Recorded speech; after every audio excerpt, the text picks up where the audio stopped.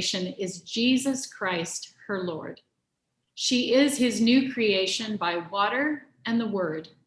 From heaven he came and sought her to be his holy bride. With his own blood he bought her, and for her life he died.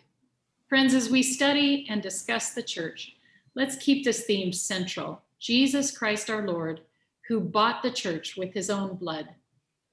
If we lose sight of this central theme, we will become distracted and fractious. Building on the cornerstone of Jesus as our Savior, our learning this week will organize itself in a balanced way that nourishes and fuels us to carry out his great commission to his church. Go ye into all the world and preach the gospel to every creature. Let's keep that song singing in our hearts as we enjoy this year's Theological Forum. The church's one foundation is Jesus Christ, her Lord.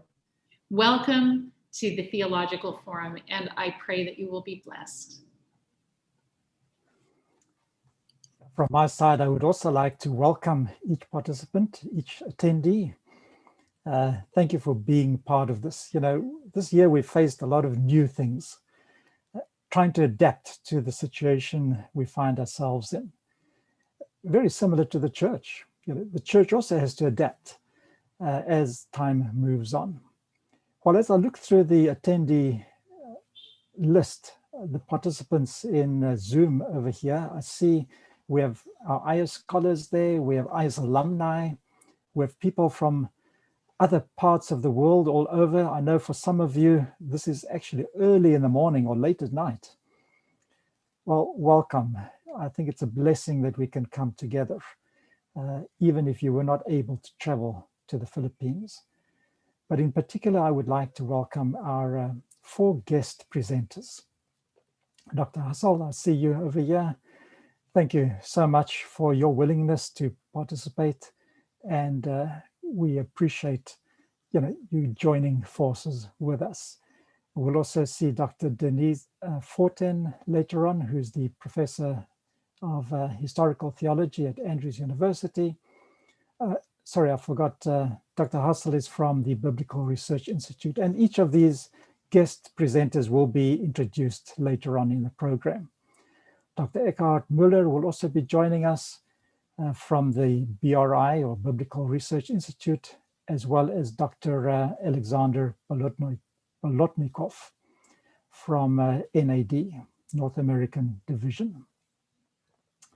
You know, my invitation to each of you is to forge stronger linkages with AIIAS. This could be as a prospective student. It could, desiring to pursue a graduate degree here at AIIAS, or it could be as an alumnus, just staying in contact with your alma mater. It could be as a scholar, participating in events such as this one, or publishing in the Journal of Asia Adventist Studies. Or it could be as a sister institution, fostering some collaborative effort that we have of mutual interest. So I invite you to forge stronger linkages with AIIAS. As you notice, perhaps in the little piece I wrote in the program, I look forward to this conference, that under the guidance of the Holy Spirit, the seminary will lead us over the next few days in exploring and expanding our understanding of the church, its nature, mission, and authority. I think the church is facing formidable challenges. It's not going to become easier. And yet, in the midst of this, it's crucial that we reflect on and gain a greater clarity on the church's purpose and its identity in managing these contemporary conditions and contexts. May this not just be an intellectual exercise, but may it also be a spiritual, uplifting experience. Thank you, Seminary, for organizing this. We appreciate all your hard work.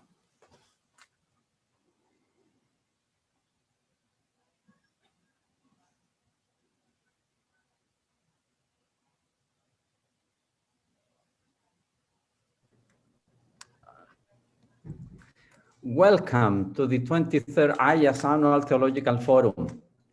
This year, the theme of our forum, as it was said, is the church, its nature, mission, and authority. We are here to begin our theological endeavor under unusual circumstances.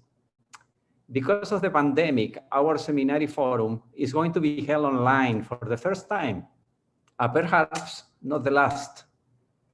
People from different parts of the world will be with us during this time of theological reflection, academic engagement, and spiritual refreshment. What an opportunity to connect with everyone in a dialogue about the church from an Adventist perspective. Today, the study about the doctrine of the church is not an easy task. Gerald Bry, in his book, The Church, affirms that if the church is the body of Christ, it has the guns to prove it.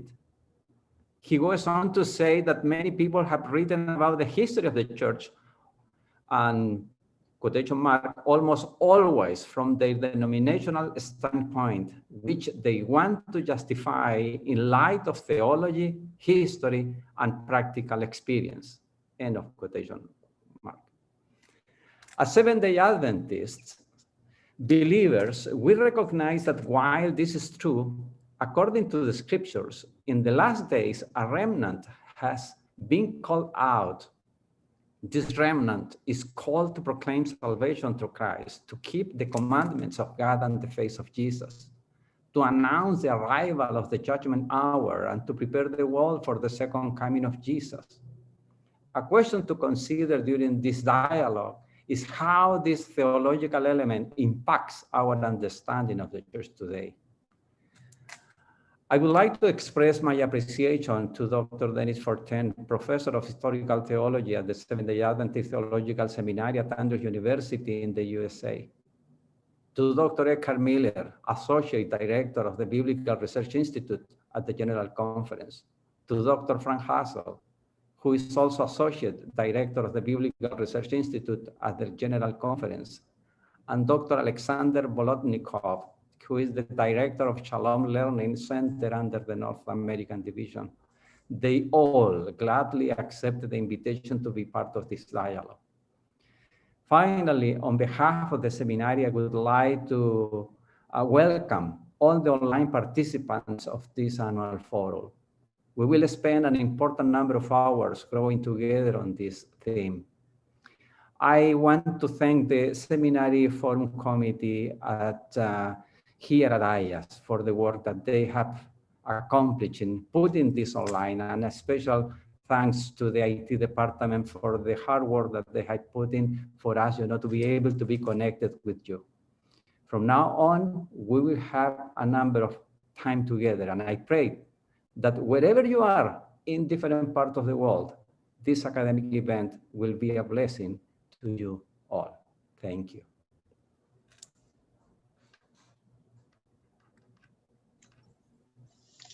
Thank you, Dr. Ginger, Dr. Dolph, and Dr. Gonzalez for the welcoming remarks. And there are a few announcements that should have our attention. The first one, that is, in every session, we will have question and answer, but this is only limited between 10 to 15 minutes. So that's why I think it is not enough. So that's why we will have the general question and answer that will be on Sabbath morning at 9 to 10:30 a.m. on November 14. As you can see in the e-booklet, you will see that we will have that thing. And then in the question and answer, you may send email to seminaryforum@aias.edu, so that on the Sabbath morning, we can answer questions that cannot be answered in the daily sessions. And then for the password and meeting ID, we can see from the e-booklet. And the last announcement is there will be another event that if you want to join between Walla Walla University and AIIAS, yeah, about media, ministry, and mission master class that will be on November 15. As I have sent you in the chat, you will see the invitation. If you want to doing registration, you can see from that information. And to start our first session, Dr. Jorge Rasmarita, and now he is in Moldova, will lead us in the first session. Yes, good morning. Good morning, everyone. And I'm very happy to greet you from Moldova. It's dark here, it's night. And it is my privilege to introduce our first speaker, Dr. Frank M. Hazel. Right now, he is in the US, and it seems that it's evening there. Welcome, Dr. Hazel. Welcome. Dr. Hazel has studied theology in Europe and also in the US. He has a master's program from Andrews University and a doctoral program from Andrews University as well in systematic theology. He served as a professor at our seminary in Bogenhofen in Austria.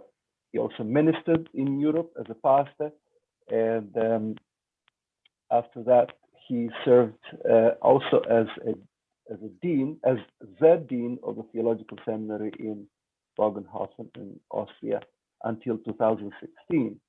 And then he was invited to work as an associate director of the Biblical Research Institute at the world headquarters of the Seventh-day Adventist Church in Silver Spring, Maryland, USA. Dr. Hazel has served also as a visiting professor in various universities. I had the privilege to meet him at our university in Chile, and I think he has visited so many other universities, and it is really a privilege to have him with us, presenting and participating in our forum. Dr. Hazel is an author. He has written various and actually numerous articles in many journals, and also he has written several books. And he is a very cheerful person. He is a very friendly person. He deeply loves the Bible, loves to study the Bible, and he loves to have very nice, meaningful conversations about the Bible and life. I had the privilege to meet him and talk to him, and it is such a privilege to have him as our first presenter. His topic for this morning is the understanding of the remnant concept in contemporary Adventist theology, developments and prospects. Let us prepare to listen to him, and I wanted to remind you that as you are listening to his presentation, if you have a question, please write it in our question and answer section, and I'm going to collect and select the questions, and then we are going to have at the end of Dr. Hazel's presentation, we are going to have a session of questions and answers. So let us welcome Dr. Hazel. Dr. Hazel, the time is yours. Welcome. God bless you. Thank you. Thank you very much. Appreciate the warm welcome, and it is a joy for me to be with you. And actually, I have to be honest, I've been to the Philippines before, and I've preached at Mountain View College and at our other college in the Central Philippines, the Central Philippine Adventist College and University there. But I've never had the opportunity to visit AIIAS. And I was looking forward to coming to AIIAS, to your beautiful place, and be there in person. But I hope that we will have an opportunity to do so in the future sometime again, when things have become a little bit more normal in terms of traveling and safety and health and so forth.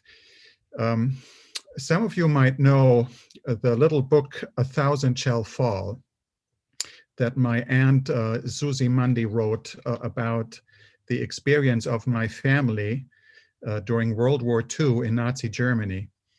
And it's a fascinating book, really, that tells amazing stories, true stories about God's protection and leading and guidance in rather difficult times. And let me just remind you, no matter where you are, no matter where you listen and are online connected with us in the world, no matter in what circumstances you find yourself right now, they might be challenging and serious.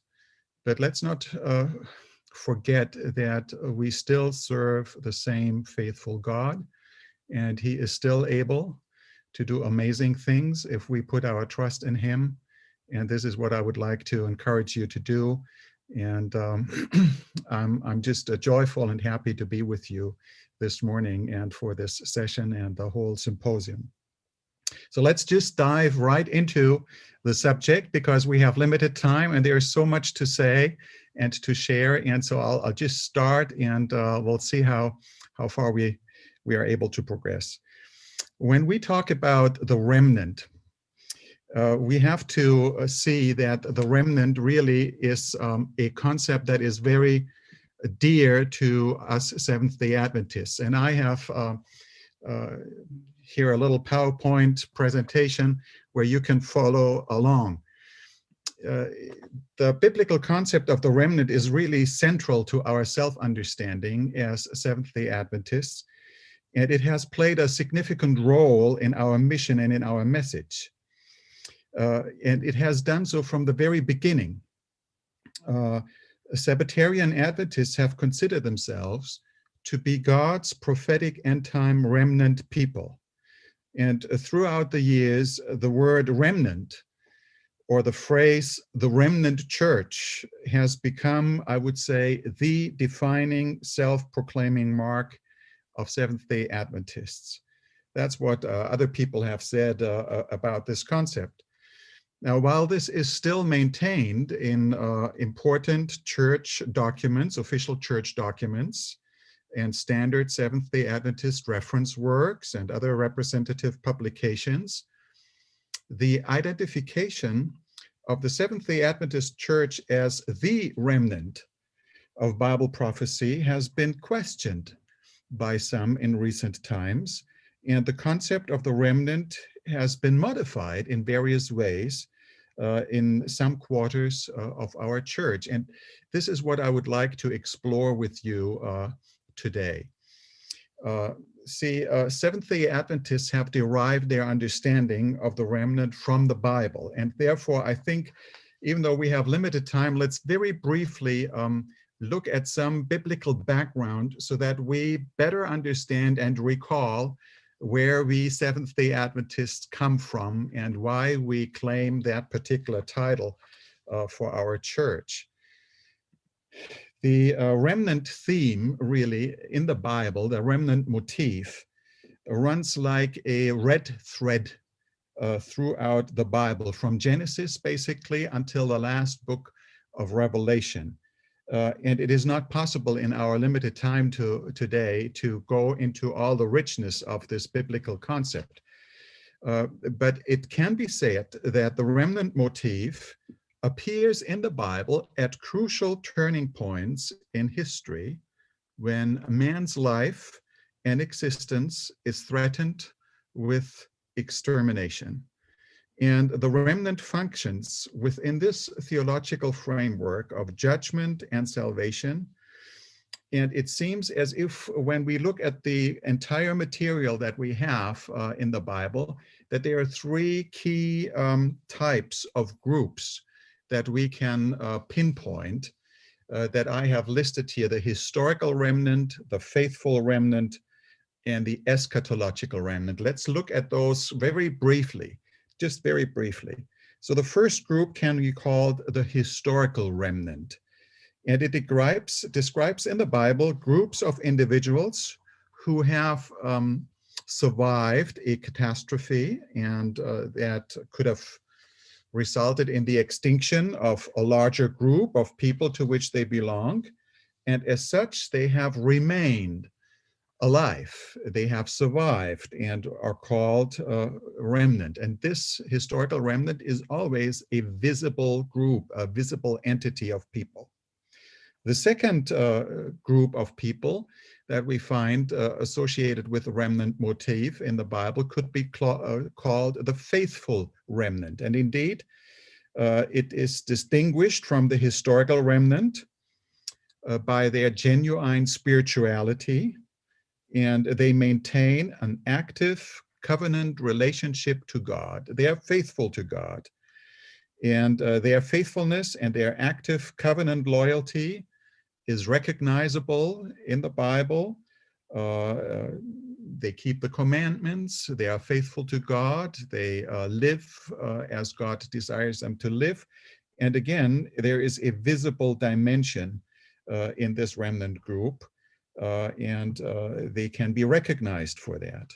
And then there is this third group that we find in the Bible connected with the idea, and that is the eschatological remnant, the end time remnant. These are those people who are faithful, who will go through the last judgment of God and the last difficult times in the end times, and emerge victoriously at the end of time and receive God's everlasting kingdom. And again, this is a group that is visible and can be recognized and can be seen. Now, we do not have the time to go into a greater detail here, but let me just point out that when we talk about the faithful remnant, that Israel as a political or an ethnic people, we could not automatically equate with the remnant, the faithful remnant. Only those who worshiped God according to his covenant were really the faithful remnant within Israel. In other words, the faithful remnant, even in the Bible, when applied to a community in the Old Testament, often included members who were not completely faithful, or who were not faithful or necessarily perfect. However, and this is something important to keep in mind, the faithful remnant is not an entity outside the people of God. It is always connected to the people of God. It's never the Philistines who are called the remnant. It's never Moab who is called the remnant. It's never the Assyrians who are called the remnant. It's always connected with the people of God. And all the writing prophets in the Old Testament distinguished between apostate Israel, unfaithful Israel, and a faithful remnant within the national Israel. So let's keep that in mind as we progress to other parts of Scripture and then our Adventist understanding of the remnant. This remnant was a formally appointed group to which God purposed to send the Messiah, and through which he purposed to evangelize the nations around. It did not consist of scattered individuals as such. However faithful these individuals might have been, but it was a corporate entity in the Bible, God's visible, divinely commissioned organization on earth, and as such, it was humanly identifiable. So it was never a secret group that somehow became visible only at the end. Now, with that, let's go to the eschatological remnant. In the Old Testament, the final remnant at the end time is already indicated in the prophet Isaiah, and especially here in chapter 10 and in other chapters in Isaiah as well, we have a hint that God says in chapter 10 in Isaiah that it is predicted that the remnant people will truly rely on the Lord, the Holy One of Israel, and a remnant will return, the remnant of Jacob, to the mighty God. And this mighty God is a name that is given to the Messiah in chapter 9, verse 6. And so Isaiah makes the Messiah the foundation stone on which the new Israel will be built. In other words, there's an identification that not all who belong to the ethnic Israel are the true Israel, and that there will be a faithful remnant that is coming forth from within Israel. And this is a spiritual quality that characterizes the eschatological end-time remnant. And the prophets also indicate that this end-time remnant will include non-Israelites who choose freely to worship the covenant God of Israel, who seek the Messiah, and who then will go to the nations and tell the nations about the Messiah. And thus this eschatological remnant, according to the Bible, will be a messianic people who engage in a worldwide missionary outreach to gather all those who will accept God's message into a united community of faith and worship. And interestingly enough, Isaiah also indicates that they will restore Sabbath worship. So Sabbath plays an important part. Now see, let's remember this. You cannot keep the Sabbath and you cannot keep the commandments of God invisibly. If you keep the Sabbath, it will shine, it will show, it will make you recognizable as an entity. And as such, the remnant in the Bible had a visible presence.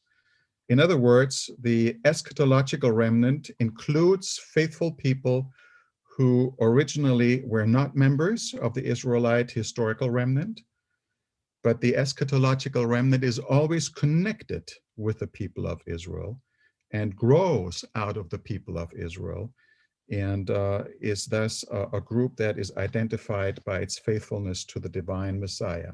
Now with that, we go to the New Testament and look into the New Testament, and we see that again, the Messiah is crucial, and the connection to Jesus is decisive. So Jesus formed a new Israel, the Messianic remnant people of Israel. Jesus formed his church. And this new spiritual Israel is God's people. It's connected to the Jews, to Israel in the Old Testament. It grows out of them, but the Messiah is the decisive key by which the remnant is identified in the New Testament. So Christ has created his church not besides Israel, but as the faithful remnant of Israel that inherits the covenant promises. And yet, even with that new Israel, we face the same situation as in the Old Testament, that there is apostasy and the problem that not everybody is faithful to that covenant that he has joined, or she. And this widespread deformation of truth and the presence of a faithful remnant who will be obedient to God leads us to the last book of the New Testament, to the book of Revelation. Now, we have been in a bird's eye view, very fast, quickly gone through a lot of material here, just to give us a background and overview. Now, with this, let's go to the book of Revelation, chapter 12, verse 17. And here we find some important aspects that are typical of this eschatological remnant that is pointed out in the last book of the Bible. And we read there, and the dragon was enraged with the woman, and he went to make war with the rest of her offspring, with the remnant of her offspring, who keep the commandments of God and who have the testimony of Jesus Christ. Now, according to the historicist interpretation of biblical prophecy, the remnant, which is mentioned here in this message in Revelation 12:17, is fundamentally an end-time entity that emerges after the 1260 days, prophetic years, that is, emerges after the year 1798. And it is interesting that when you keep that historical sequence in line, that someone has said, when we give this historical progression, it has been pointed out that, quote, Lutherans, Methodists, Baptists, Seventh-day Baptists, Episcopalians, Presbyterians, Congregationalists, all have been around too long to be, in any corporate sense, the remnant depicted in Revelation 12:17. Now that is very interesting. You know, if you take Bible prophecy and you take that, what we know from Daniel and Revelation, this remnant emerges after the year 1798 and is a community of believers who is characterized by the following key elements. And these are essential characteristics of the end-time remnant as described in the book of Revelation. They keep the commandments. So by keeping the commandments, they demonstrate their love for God, their loyalty towards God, their creator. They keep the commandments, and that is not limited to the Sabbath commandment, but it certainly includes the Sabbath commandment.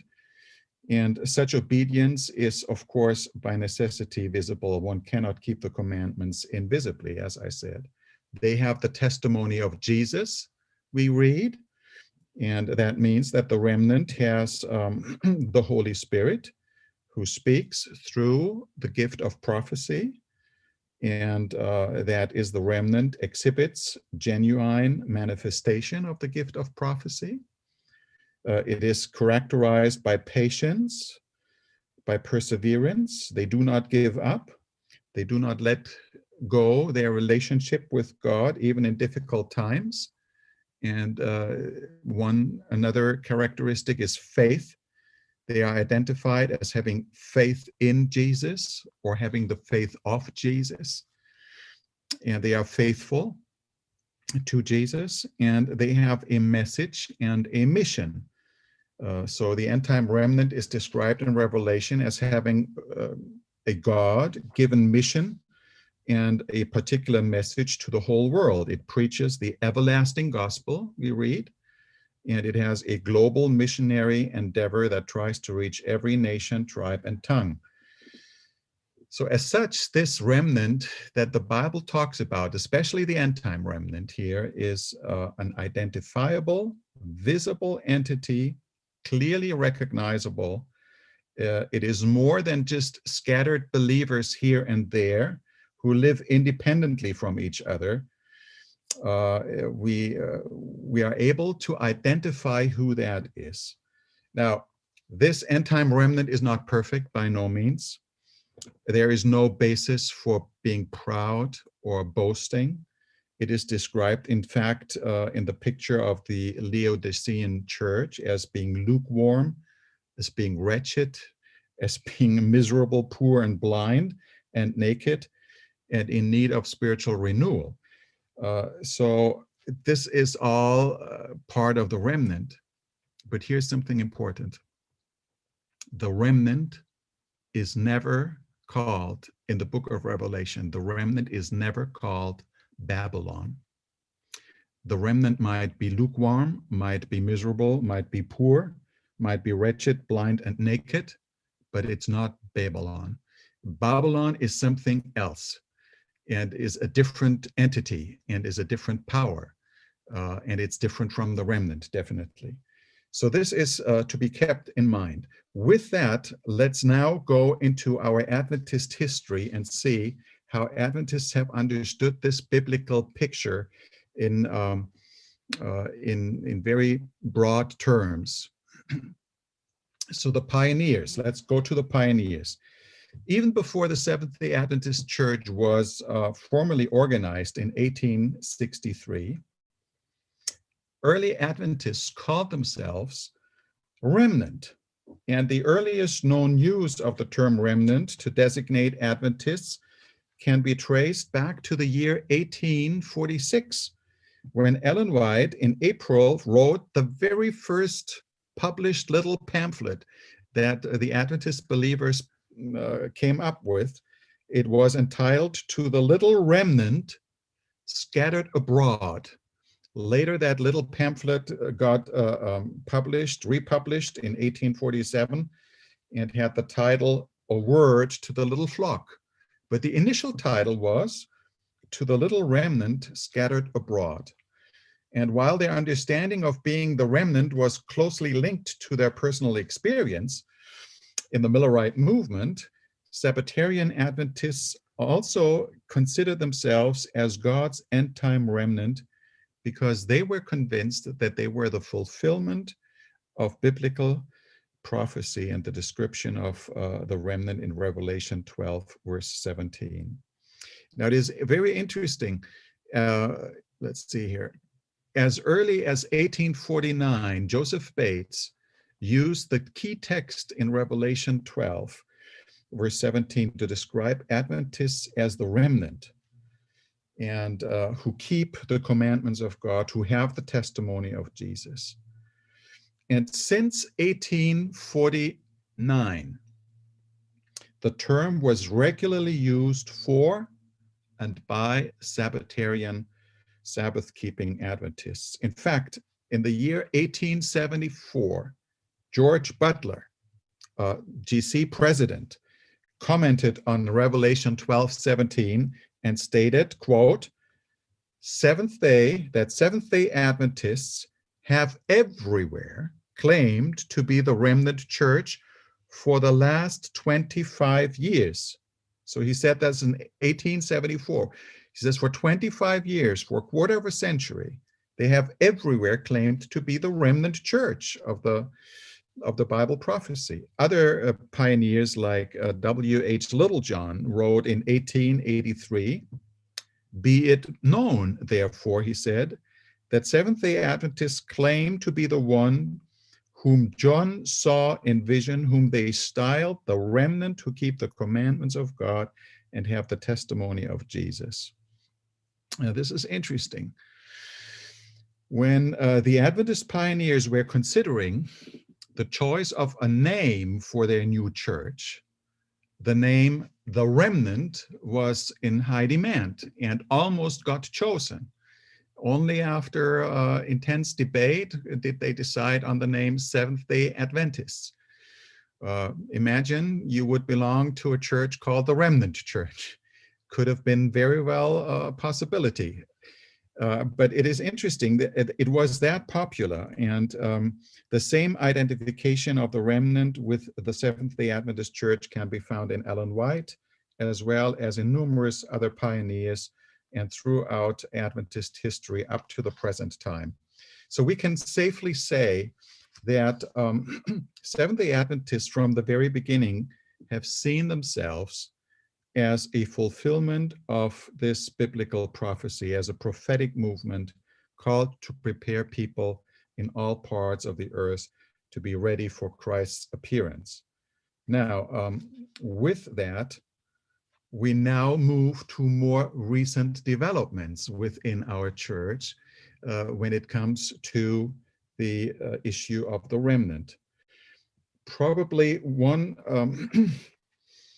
of the strongest difficulties that people now have voiced about the remnant concept is that it sounds so proud. It sounds so superior to other people. It sounds so as if we are better than other Christians, and thereby we build up walls. And we separate ourselves from other Christians and have no connections to them because we look down on them. And it is very interesting that this remnant concept in the minds of some people fosters an arrogant exclusivism, an attitude of being judgmental over the spirituality of other people, and therefore is something that we should not really support and show. So where and how did some of the Adventists react to that? This is very interesting. In the context of the creation of the World Council of Churches and the ecumenical movement that started after World War II, dialogues between Adventist and evangelical scholars also took place in the mid-1950s. And it has been said that it is to those dialogues in the 1950s that we can trace the seeds of the first interesting shift in understanding from the Adventist Church with regards to the remnant concept. You know that in the 50s, several Adventists met with evangelical scholars and talked about our beliefs and what we believe and gave answers to that. And the book that was produced as a result of these meetings was the book Questions on Doctrine in 1957. And when you look at that book, it's very interesting. It's a question that is posed, and then Adventists have provided an answer to that question. And it was intended to help others better understand who we Adventists are, what we believe, and why. Now, when you read that book, Questions on Doctrine, in response to question number 20 in that book, who constitutes the remnant church? And to the question number 21, what constitutes Babylon? The answers given in Questions on Doctrine do not differ very much from those of the early Adventist pioneers. So the book is in harmony with the pioneers on those two questions. Seventh-day Adventists, in a spirit of deep humility, we read, apply Revelation 12:17 to the Adventist movement and its work. And Babylon in that book is rightly applied to the papacy. And wherever there are individuals or groups of individuals that hold to and advocate the unchristian doctrines, practices, and procedures of the papal church, we read in Questions on Doctrine, such may be justifiably be denominated Babylon. So that is not a deviation. But with regards to the remnant, there is a subtle shift, a very minor but important subtle shift that we find for the first time. And this is what I have here on the slide. In Question on Doctrine, it is stated, Seventh-day Adventists firmly believe that God has a precious remnant, a multitude of earnest, sincere believers. Where? In every church, not excepting the Roman Catholic Communion, who are living up to all the light God has given them. The great shepherd of the sheep recognizes them as his own, and he is calling them into one great fold and one great fellowship in preparation for his return. See, what is done here on page 192 in Questions on Doctrine is that the term remnant now for the first time is applied to sincere Christians anywhere else in the world. And this, in fact, comes very close to defining the remnant as an invisible group of God's faithful servants among Christians. So we have Christians everywhere, and among the Christians and churches everywhere, we have the faithful remnant. It has been recognized that such a statement is in contradiction to some earlier writers in the movement who maintained that the term remnant applied only to Seventh-day Adventists. It is probably under the influence of this position that later on in Adventist history, a famous textbook on Adventist history received the title Light Bearers to the Remnant, as if the remnant is something out there in the churches that needs to be reached. The same book in its second edition in the year 2000 then received a different title and was just entitled Light Bearers, a history of the Seventh-day Adventist Church. But in its first edition, it was Light Bearers to the Remnant. Furthermore, in Questions on Doctrine, we read in the summary conclusion the following statement: we believe that through all ages, God has had his elect distinguished by their sincere obedience to him in terms of all the light revealed to them. These constitute what may be described as the church invisible. And it is interesting that here, for the first time, the issue of the nature of an invisible church and the relationship of the remnant is brought up. And that idea will surface later on in other developments in the church as well.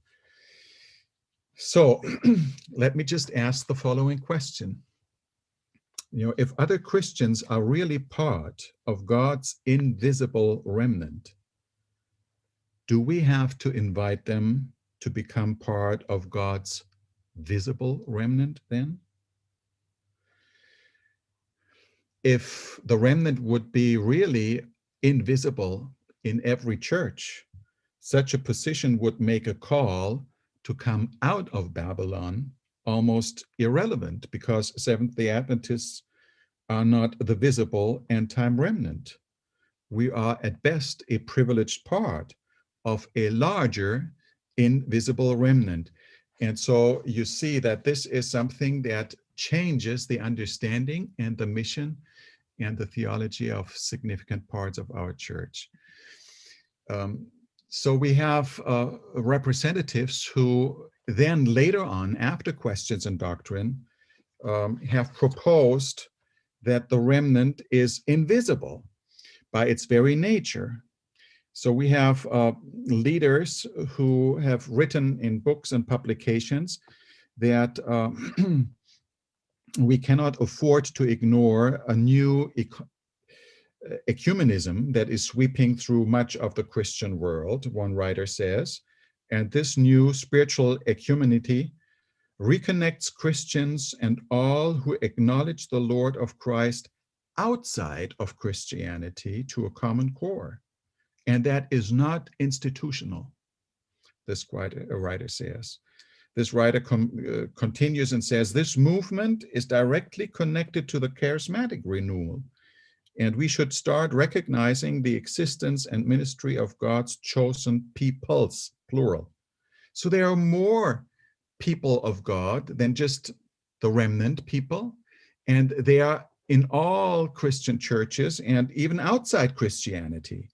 And therefore, this writer says, we are called to cease to think or speak of ourselves as the remnant church and see ourselves as part of God's larger remnant. And this remnant has at best only an invisible spiritual identity. Others, in the similar vein, have claimed that neither in Scripture nor in the writings of Ellen White is the remnant directly equivalent to an institutional structure, church organization, or denominational entity, one writer wrote in recent publication. And according to his voice, remnant people are those who are never satisfied with the status quo, but who want to examine, learn, grow, and gather those scattered gems. So remnant is, who is the remnant? It's not the fulfillment of biblical prophecy anymore. It's those who are open to spiritual truth, no matter where you are, then you are part of the remnant. So the remnant is scattered throughout Christianity. There are others yet who claim that the remnant is not a reality yet. See, the pioneers have said the remnant is a fulfillment of biblical prophecy. It originated after 1798. It's a historical reality now. Others put the remnant in the future. And for them, the remnant is more than an institution. It's a quality of life and faith. It's not in terms of membership to an ecclesiastical organization.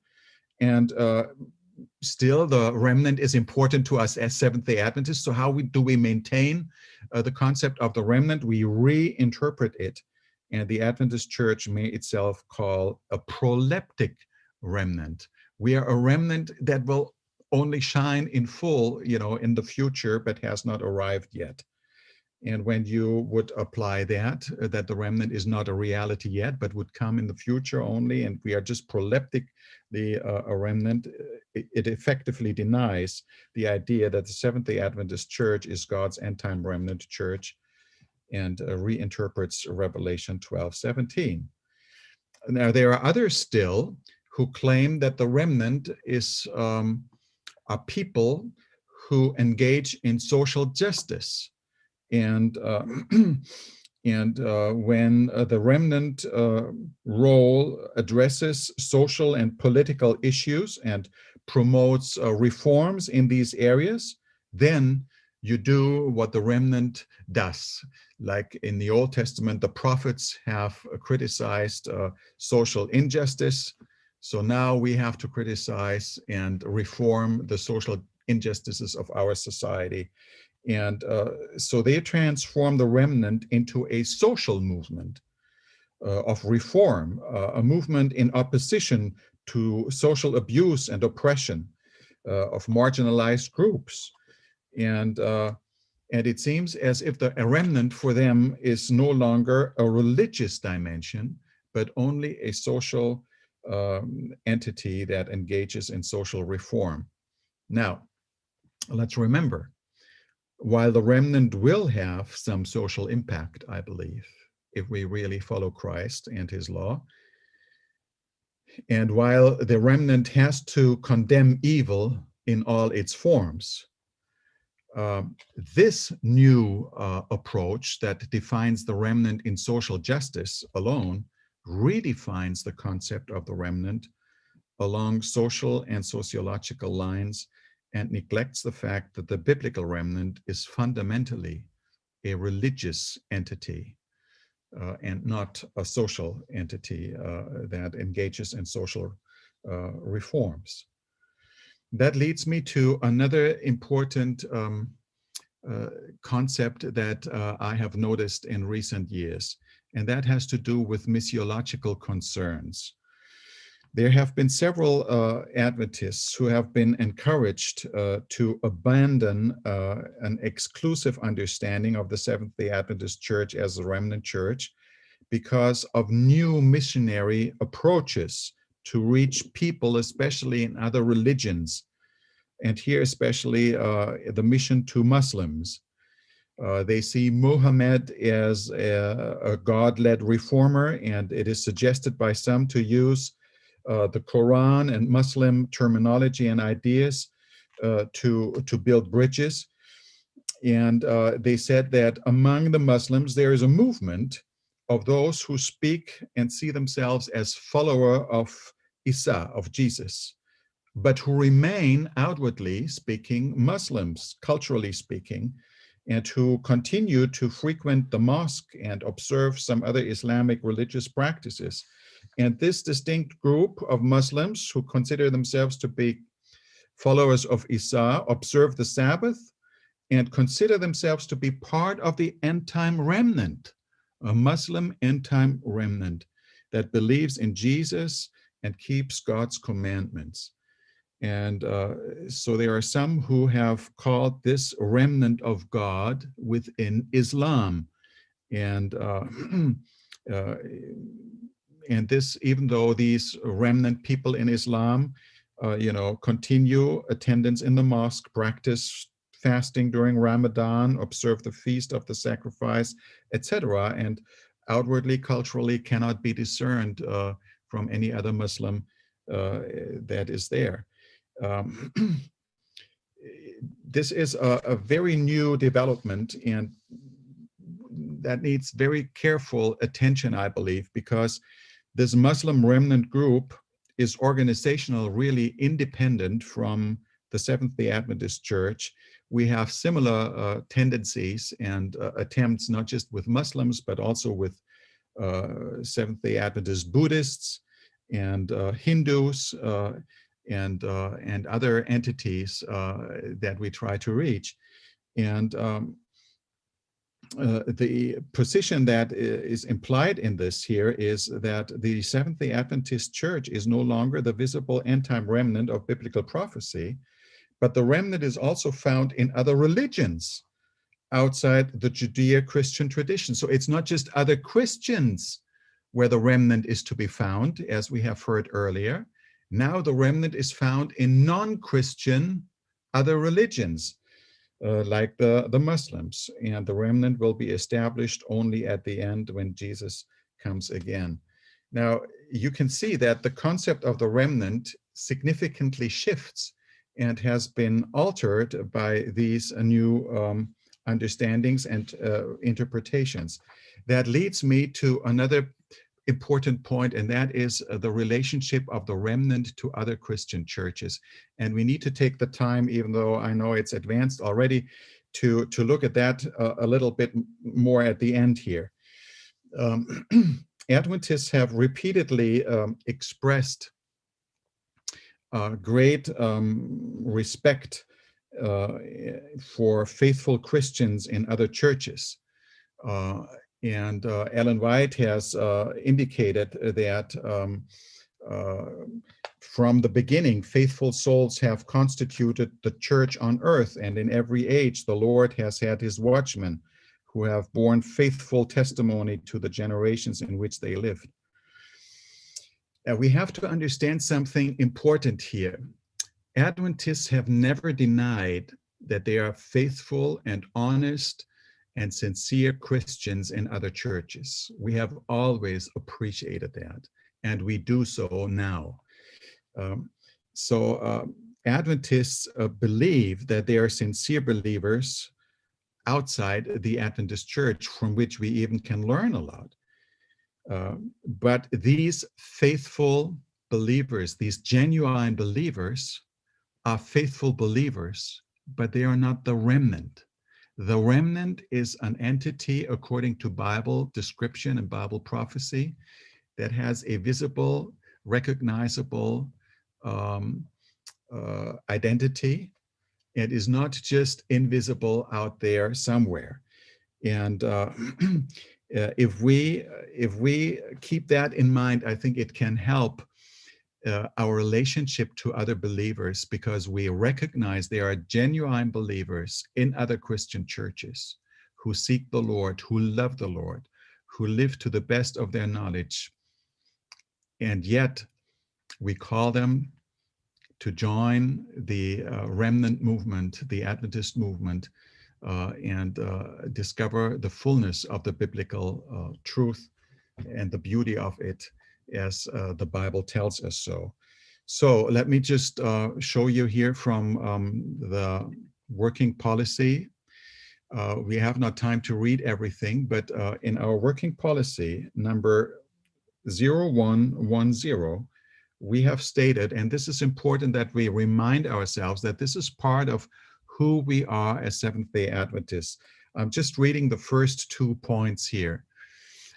To avoid creating misunderstanding or friction in our relationships with other Christian churches and religious organizations, the following guidelines have been set forth.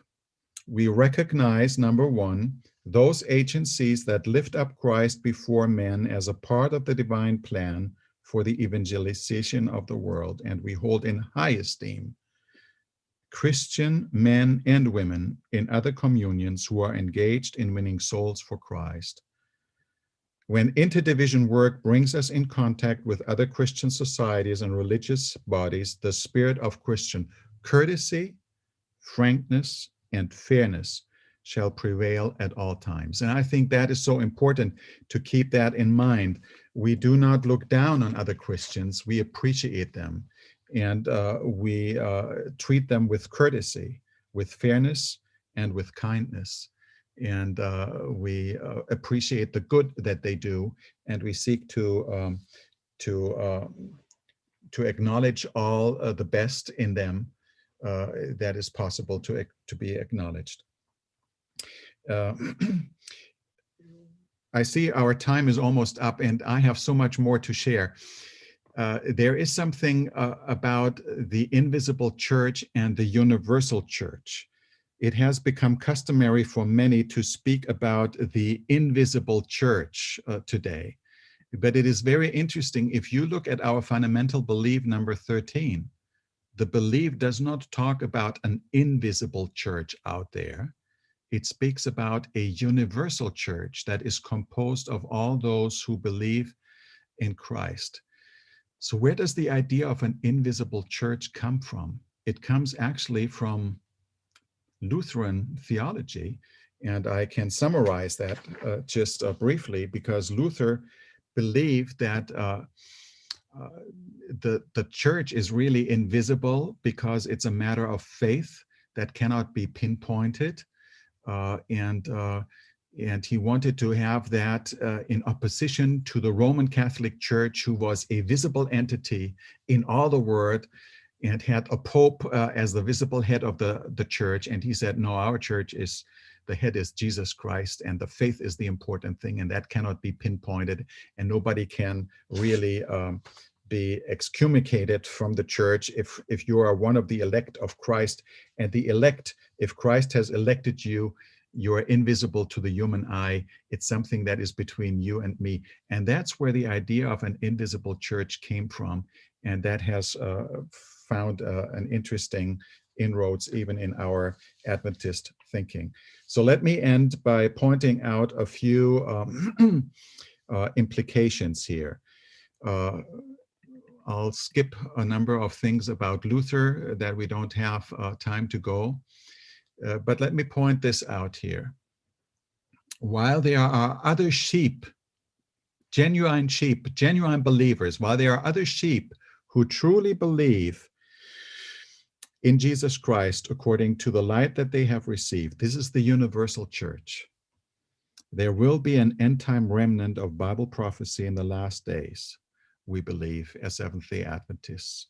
And people of every nation, race, and language are invited and accepted into fellowship. And this end-time remnant church is a visible entity that comes into existence after the period of the 1260 days. And Adventists believe that the Seventh-day Adventist Church is the remnant church of Bible prophecy. And while there are other faithful believers in other churches, there is only one eschatological remnant church. And furthermore, this eschatological remnant church is connected to the Christian church. It does not come into existence in other religions. And it has a global mission, and it is a visible entity that provides us with a distinct understanding of who we Adventists are. And this ecclesiological understanding of the remnant is really something that is unique Adventist, that gives us an identity that is missing in all the other Protestant churches. It is not something to be proud of, but we should not be ashamed of it either. And I think we have to learn that Adventists have never claimed that all our members will automatically be saved just because they are Seventh-day Adventists, but neither do Seventh-day Adventists claim that all our members are perfect.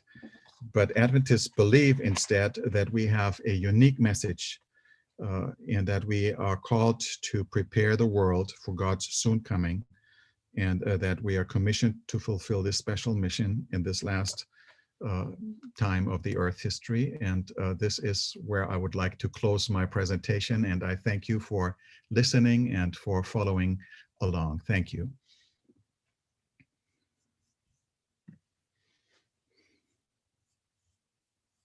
Okay. Thank you so much, Dr. Hazel. This was such a nice presentation, and we can say this by the way of reactions as well. I mean, I enjoyed it, but at the same time, I had to look at the questions and try to systemize, put them together in a systematic way. And we have several questions, and I actually discovered that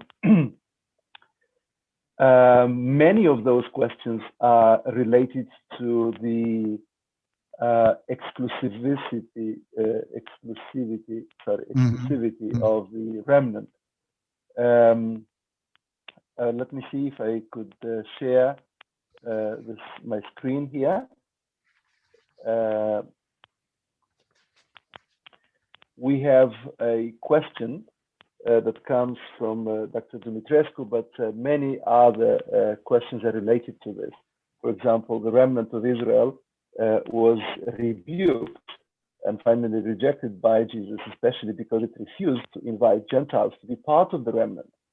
Their assumption was that God made them the center of humanity. Are we repeating the same mistake by claiming that Adventists are the only remnant? Exclusivity was not God's intention. And again, we have a question. I'm sorry that I did not mention the name here. Do we have a sound biblical foundation for the remnant to organize a distinctive organization that can be said the only remnant community? Most of the new views of the remnant are related to the exclusive claims of an entity or organization or a denomination. And there are so many other questions actually related to the exclusivity of yes, please. These are good questions. Let me maybe respond to the second question, since I can read it now on the screen here. That's a good question. Do we have a sound biblical foundation for the remnant to organize a distinct organization? Well, I think we have some indications in the Bible. You know, you don't find a Bible verse that says, found a church and give the church this name and organize it accordingly. But what we do find is that the remnant has certain typical characteristics that are described as part of the remnant. For instance, the remnant comes into existence after a prophetic time frame that the Bible outlines. The remnant has, as I listed in one slide that I showed, is a group of people who keeps the commandments. That would include all the commandments, including the fourth commandment. It keeps the faith of Jesus. It has the gospel of Jesus.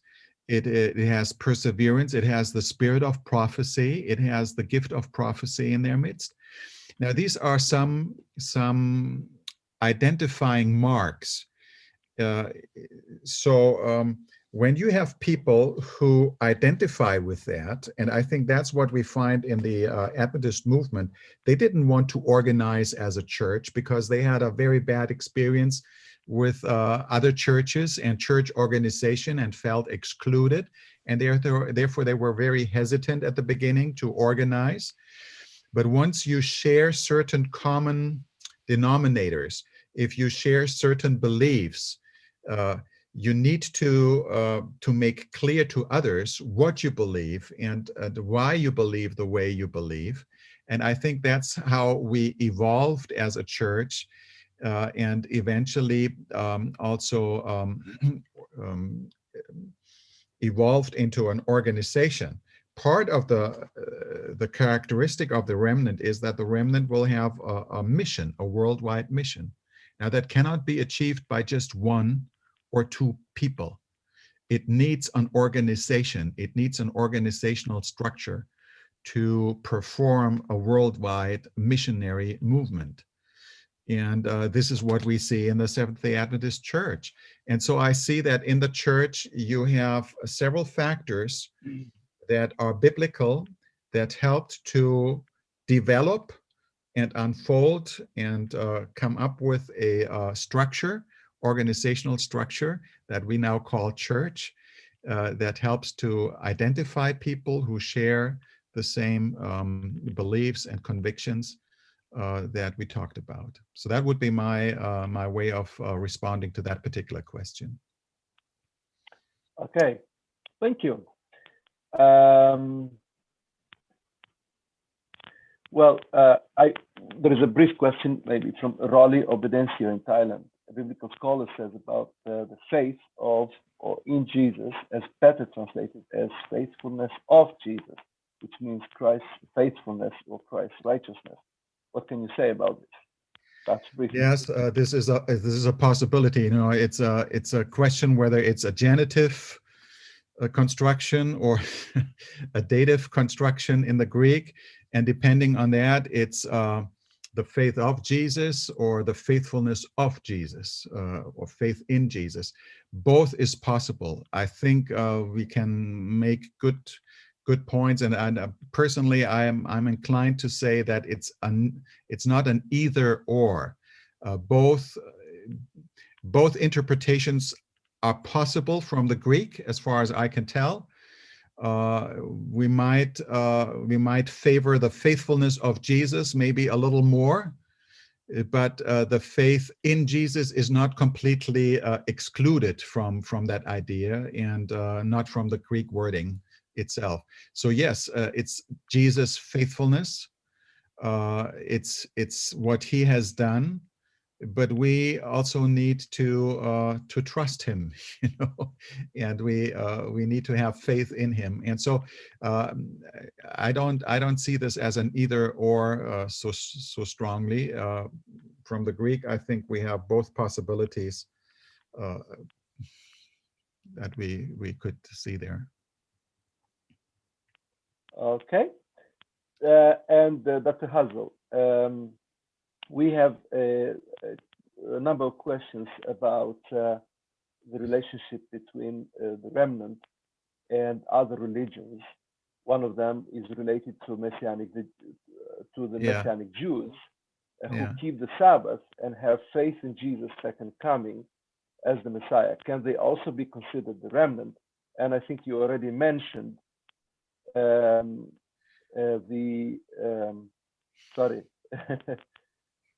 you mentioned already the Muslims, but there was a question here about the Muslims as well and Buddhists. How can they be related to the remnant? Okay, so the question is, how can the remnant in other religions be related to the remnant concept? Exactly. Personally, I'm very frank with you here.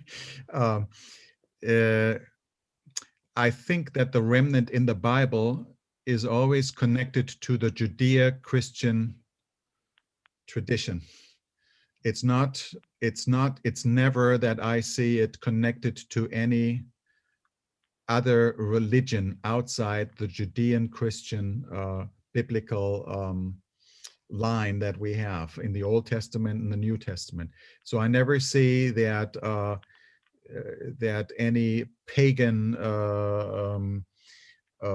deity cults in Ephesus or in other regions would be called the remnant. The remnant emerges out of the people of Israel, who were the people of God in the Old Testament. And it continues in the faithful followers of the spiritual Israel of the New Testament times, the Christians who have accepted the Messiah, and the Jews who have accepted Jesus as their Messiah, who continue the line of the remnant. But I never see that in the Bible there is an indication that other religions like Hindus or Buddhists or Muslims or whatever it is, animists would be called the remnant. There is not this historical line, and there is not this prophetic line that could be applied to any of these other religions. And therefore, to call people in these religions the remnant, I think would be a misnomer. There might be very honest people in other religions, no question. There might be people who are open to God's leading, even in other religions, no question. But they are not the remnant. They are faithful believers, and God can guide them into greater truth. We believe that. And I think that we need to acknowledge, but they are not called the remnant. Okay. Thank you so much, Dr. Hazel. Thank you for the presentation, and thank you for the answers, for the interaction with our questions. It is interesting that your presentation was placed first, and we started our forum on the doctrine of the church with the concept of the remnant. Yes, yes. Thank you so much for your presentation. My pleasure. We appreciate it, and we'd like to wish you God's blessings. We are going to move now to the next presentation, but we will be very happy to have more questions for Dr. Hazel on the panel discussion on the Sabbath morning. So please do feel free to send us your questions for Dr. Hazel, and he is going to be with us on Sabbath morning for the panel discussion. Thank you, Dr. Hazel. Have a good evening, and God bless you. Thank you.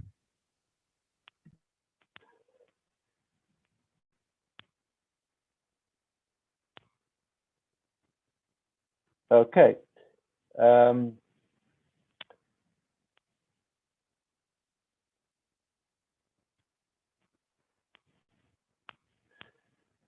Now we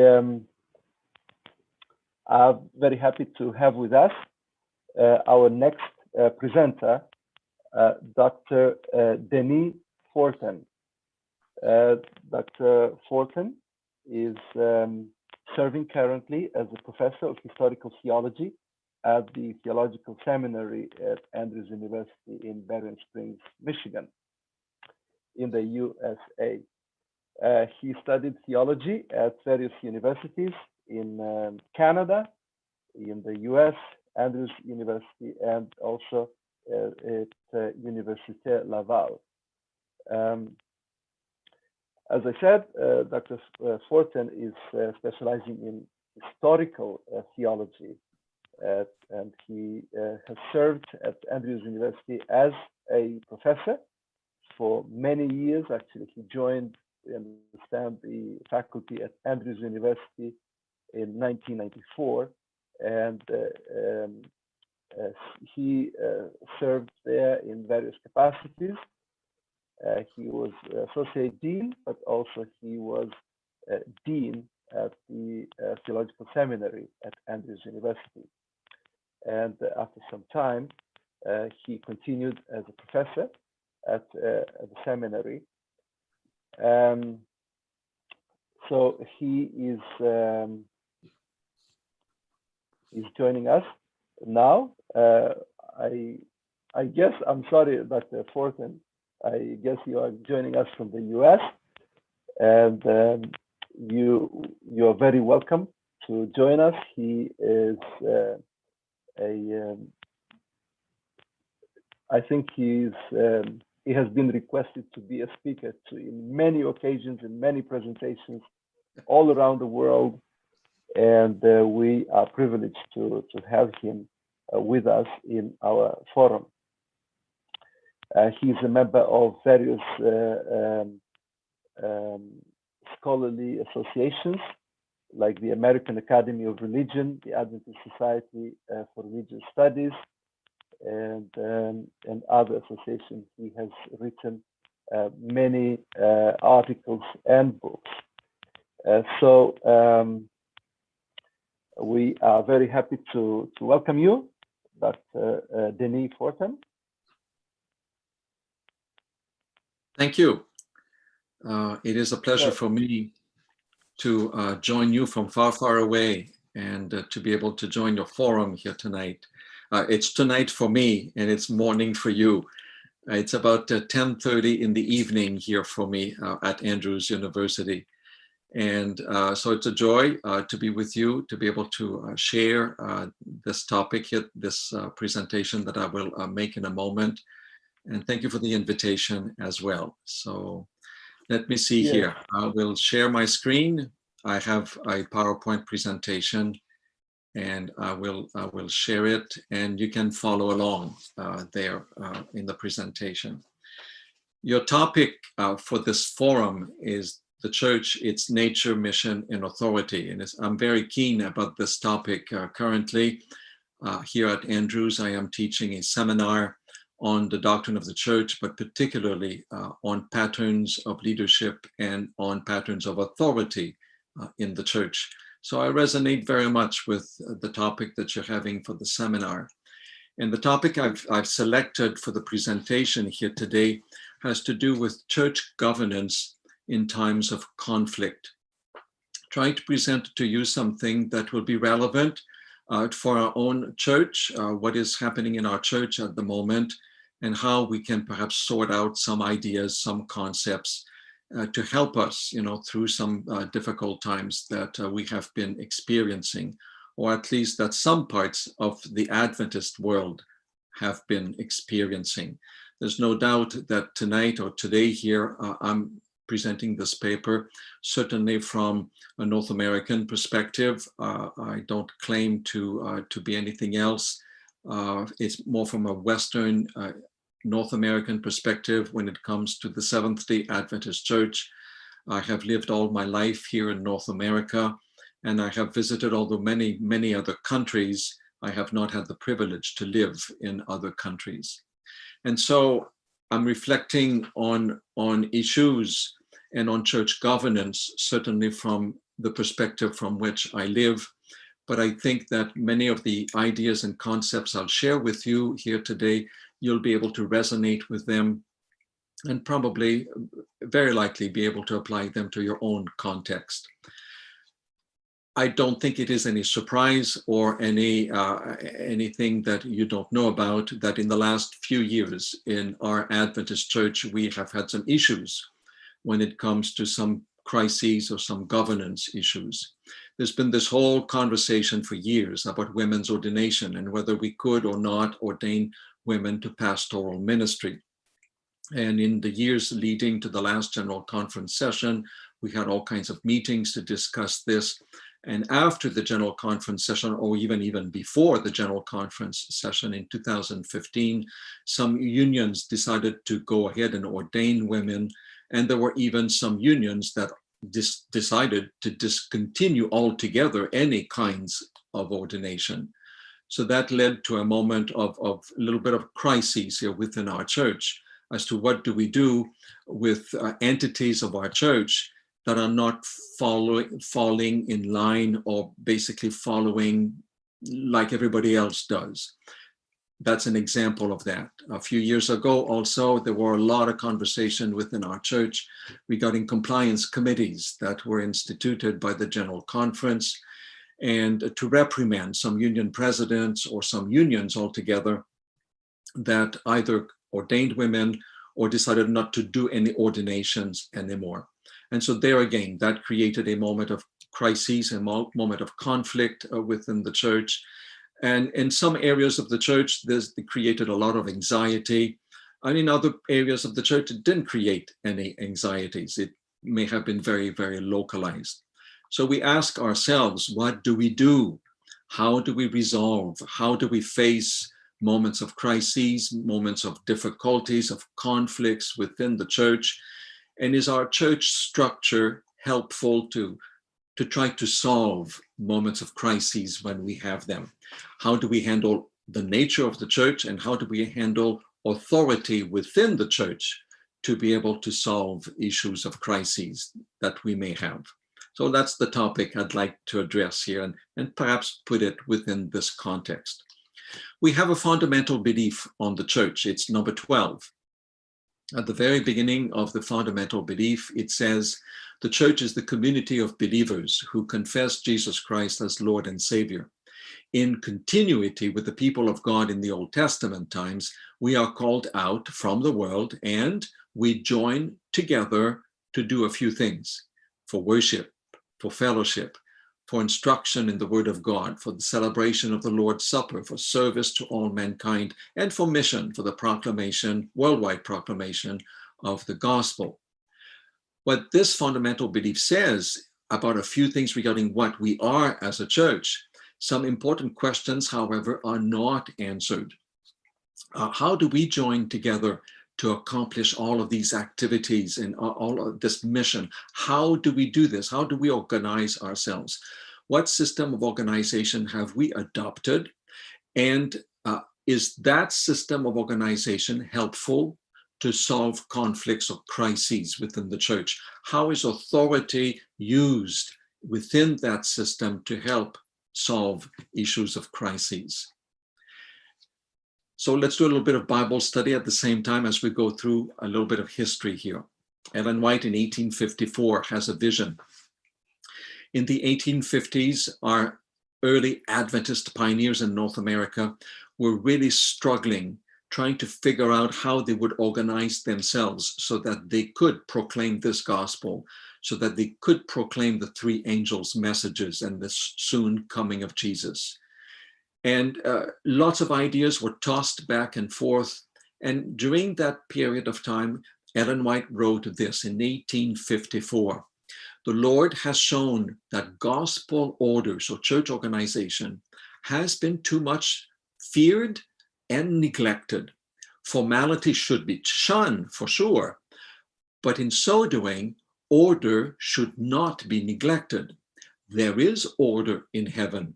There was order in the church when Christ was upon the earth, and after his departure, order was strictly observed among his disciples. And now in these last days, while God is bringing his children into the unity of the faith, there is more real need of order than ever before. So the need for order, it's a typology here almost. There's order in heaven. There ought to be order on earth. Our church, the people of God, ought to be organized in such a way that it will be well organized and will be able to accomplish this mission that God has given to his people. What is missing, though, is how to do this. Now, there are a few Bible verses that do tell us some things about church order, like this major one in the Gospel of Matthew in chapter 16, where Jesus says to Peter, after a brief conversation as to who is the Messiah, "You are blessed, Simon, son of John, because my Father in heaven has revealed this to you. You did not learn this from any human being. Now I say to you that you are Peter, and on this rock I will build my church, and all the powers of hell, Hades, will not conquer it."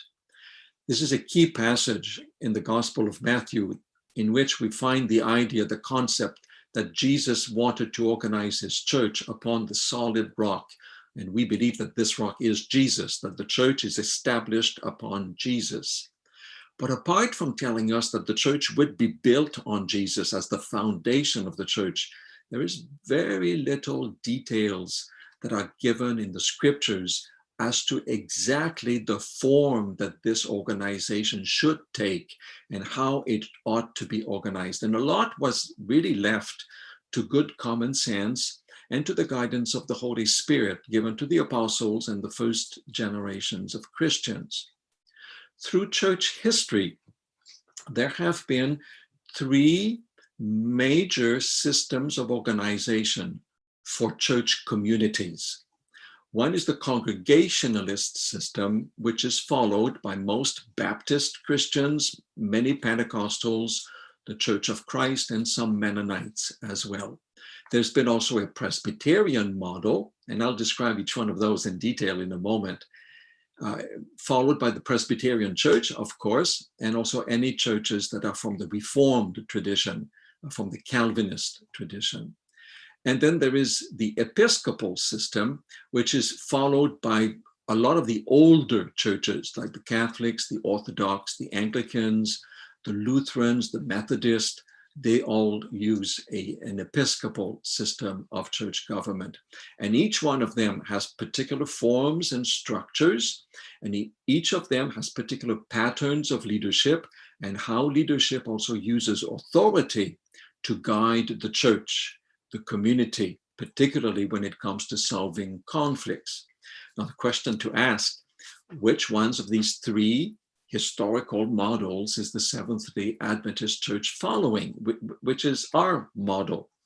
Now, before I answer this question, let me spend some time describing the three models. And as I describe them, please pay attention, trying to see here, which one is the one that reflects our church model the best here. And we'll come back to that. Let me start with the Congregationalist model. Congregationalism stresses the role of the individual Christian and of the local congregation as a seat of authority.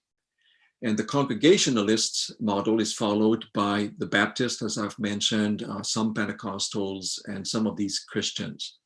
And there are two basic concepts that they're following, concepts of autonomy and concepts of democracy. As far as the autonomy is concerned, every local congregation is independent and self-governing. There is no external power, no external council, no other church entity that can dictate to the local congregation what they're going to do. Local church is responsible for calling its own pastor, deciding how much to pay him or her, its own finances, ecclesiastical disciplines. A local congregation may belong to an association of like-minded congregations, but it is an association. It's an affiliation for common causes. It's not a federation. Another principle is the principle of democracy. Every church member in that local congregation has a voice in its affairs. Every individual church members of the congregation possesses and exercises authority in the local congregation. And the emphasis there is very, very much on the priesthood of all believers. Every Christian of that local congregation is part of the authority structure of that local church. Now, where do we find that in the New Testament? Well, for sure, we do know in the New Testament that there were a number of house churches where believers would meet in the houses of some wealthier, probably church members, had a house big enough to be able to accommodate people on Sabbath morning. And we've got a number of them that are mentioned in the book of Acts and in many of the epistles of Paul, because the names of the church leader is mentioned there. Some of them here also were women who were house church leaders, very likely. So we do know that local congregations existed and functioned in the New Testament. We do know also one beautiful example where you've got the church at Antioch in Acts chapter 13, where we're told that this church had prophets and teachers, and that one day while they were worshiping together, the Holy Spirit in some ways spoke to that local congregation and asked them to set apart for ministry Barnabas and Saul so that they could go into a missionary journey and preach the gospel about Jesus the Messiah to other communities that may not have heard about him yet. You've got a local congregation here being guided by the Holy Spirit to begin a missionary movement. The very first missionary sent officially by a church, probably here so to speak, is being sent by this local congregation at Antioch. So you've got a local congregation that has a sense of mission and takes the initiative to go ahead and do this. In Congregationalist system of organization, the lordship of Jesus as the head of the church, is experienced in the local congregation. That's where it is. Jesus is believed by these Christians to be exercising authority over the local congregation, and them together, do the mission of the church. So that's Congregationalism. The next system is Presbyterianism, and it is a system of church government where the primary authority is based upon the office of elder In the Greek, it's the word presbyteros, and from that we get the word Presbyterian. And that system of government uses representative bodies to exercise authority. So at the local congregation, you have elders. But then the elders of various churches of the same denomination here will meet together in councils. Sometimes it is in the local congregation. There's more than one elder per church. And then churches together will form a conference, a presbytery or a synod, and the elders will meet together and form a council. And so here the Presbyterian model functions with councils, committees, and also the local congregations are not independent, but they band together into a conference. We call it conference, or a presbytery or synod. And they're together, they make decisions within a region where that denomination exists. In the New Testament, the basis for this model in the New Testament is found in the words that are used to describe the church leaders. In the epistles of Paul, Titus, in particular in the book of Acts, chapter 20, and in 1 Peter chapter 5, we find that three words are used interchangeably to refer to the leadership of local congregations. The word elder is used, the word overseer, episkopos, is used, and also the word for shepherd or pastor is used. And these three words in all of these three verses that I'm mentioning here are used interchangeably to refer to the same group of people. And they are the leaders of the local congregations in the time of Paul of the New Testament. And the first of these words is used to describe this model of church structure. So the elders are responsible for organizing the church and making sure it functions properly. Here's an example. It's the text in Acts chapter 20. From Miletus, Paul sent to Ephesus and called to him the elders of the church. Be on guard for yourselves and all the flock among which the Holy Spirit has made you overseers, to shepherd the church of God, which he purchased with his blood. So there you go. You've got the three words being used here, and they're used kind of interchangeably. So that's a model of what we see in the New Testament. How is authority exercised in that model? Well, authority is exercised in governing assemblies, in committees. And church leaders there are elected from the governing assembly. So they meet together and they elect their church leaders. And there's a deliberate also coordination between clergy and laity, pastors and lay people. And both groups tend to be equally represented in all of the governing assemblies of the Presbyterian system. When it comes to the lordship of Jesus as the head of the church, well, the lordship of Jesus is experienced in the corporate body of the church, of all the congregations together. When they work together in a presbytery or in a conference, the Lord makes his will known through committees, through councils.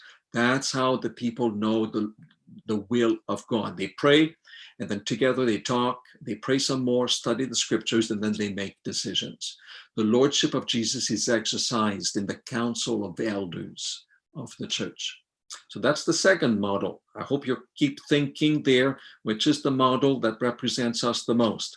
Third model, which is the dominant model in the history of the Christian church. It is the episcopal model. And this one is based on the authority residing in the office of one person, the bishop. In the Greek, it's the word episkopos. It's one of those three words that we saw in the book of Acts just a couple slides ago.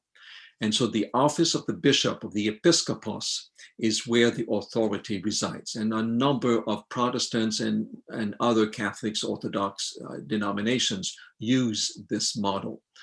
All forms of the episcopal system believe that Christ has entrusted his authority and the government of the church to the bishops of the church, to the leaders of the church, as the successors of the apostles.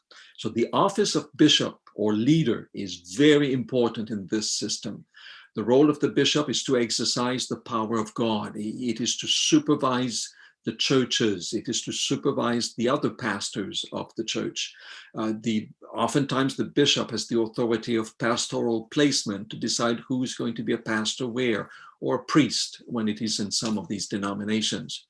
He has the responsibility also as a leader to make sure that the faith, the Christian faith, is properly kept and secured and defended in a particular geographical area. And so that's the role of this church leader, of the bishop here in this case. And these appointed church leaders, we can see perhaps some examples of that in the New Testament.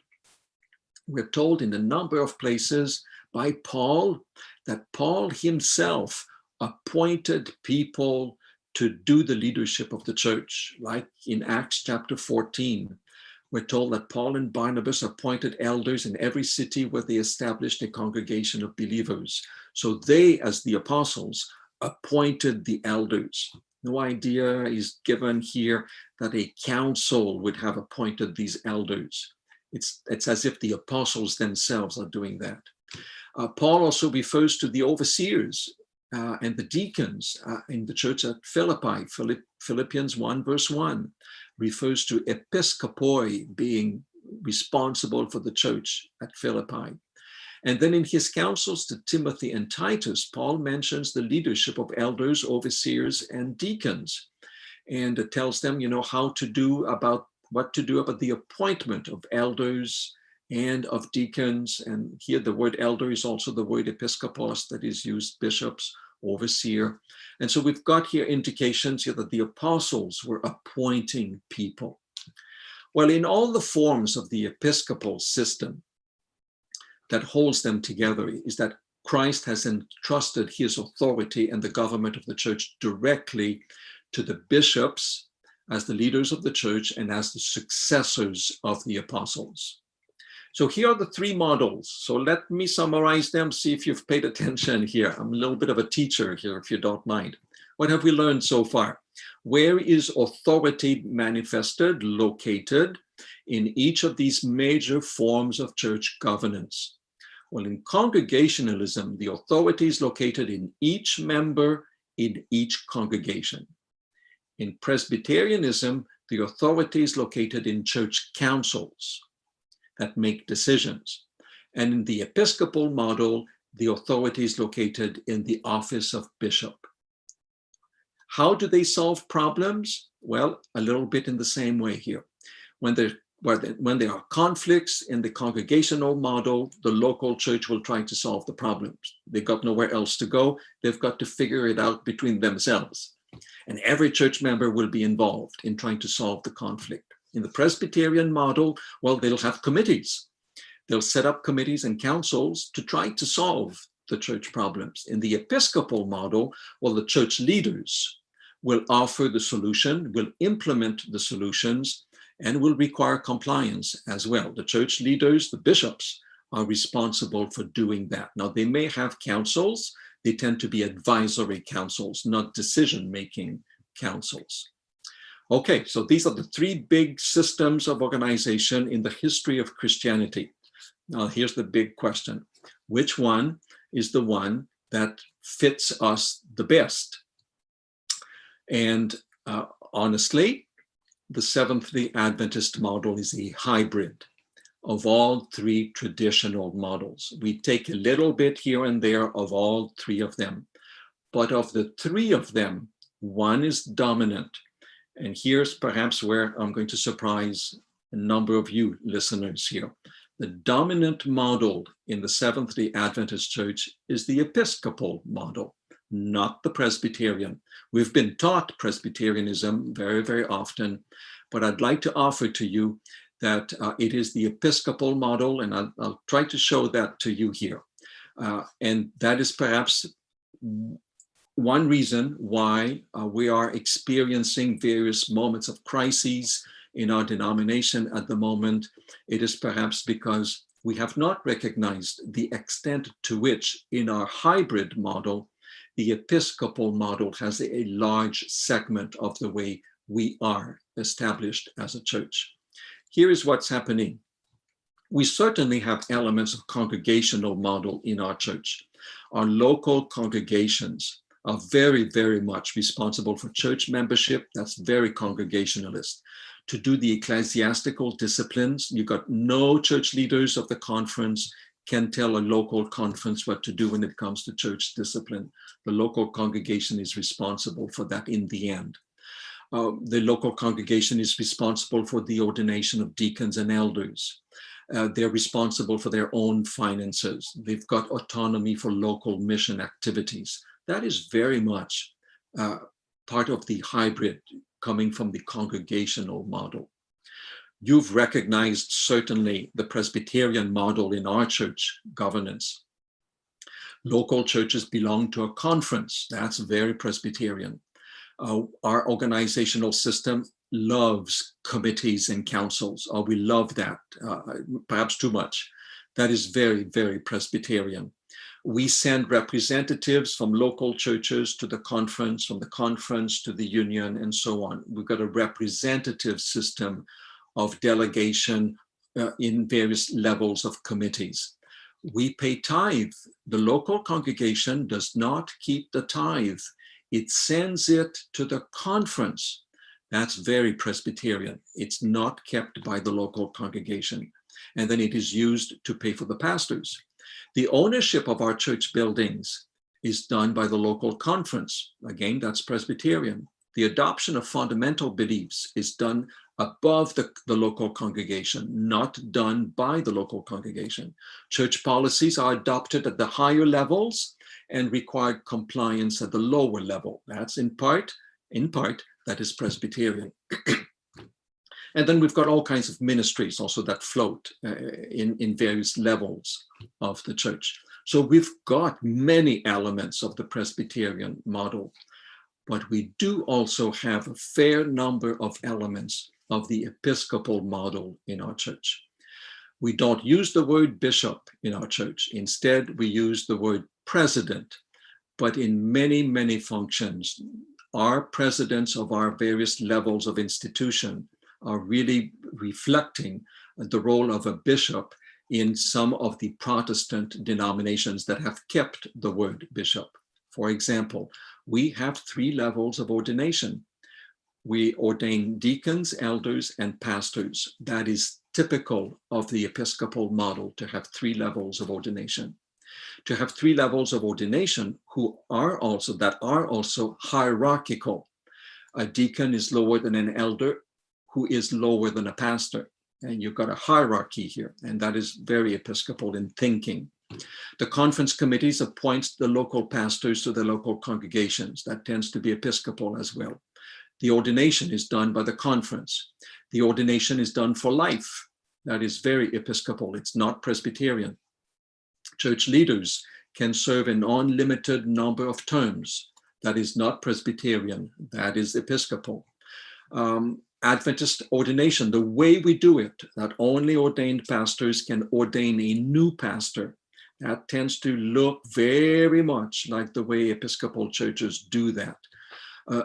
It tends to have, at least for us, it leads to male-only leadership. That's very much of an Episcopal flavor. And then also the upward authoritative structure. Every structure is more authoritative than the one below. Unity in this model is primarily visible as well. It's to comply to the church policy.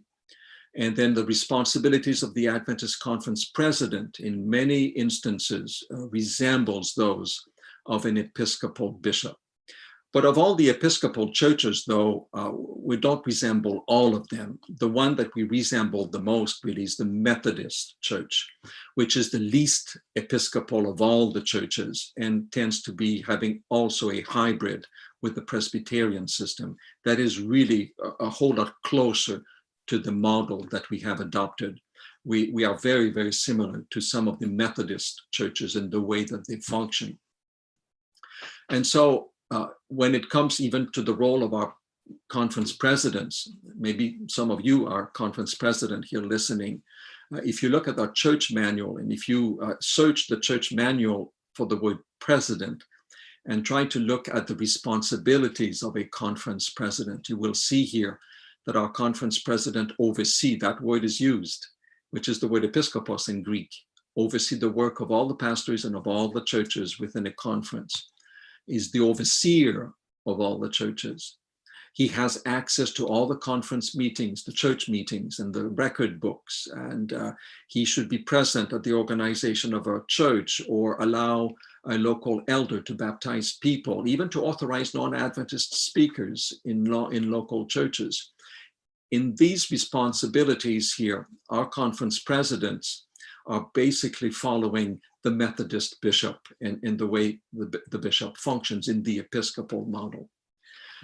So while the Seventh-day Adventist governance structure reflects a Presbyterian characteristics in many ways, with its councils and committees, the interdependence of the congregations, the checks and the balances, as well as the involvement of lay people in the local functioning of the church and the roles and the functions of its leaders, along with its understanding and practices of hierarchical authority, all of that also is otherwise an episcopal polity.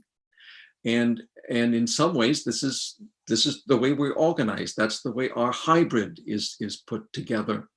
And that's just the model. And it has functioned very well for us through the years and through the decades.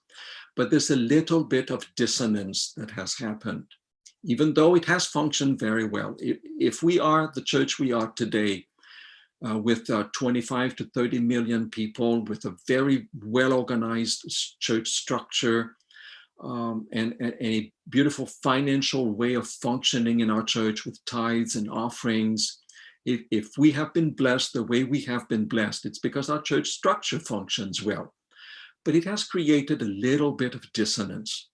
And that's perhaps why we have been experiencing some moments of crises, particularly in the areas of the Adventist church in the Western world.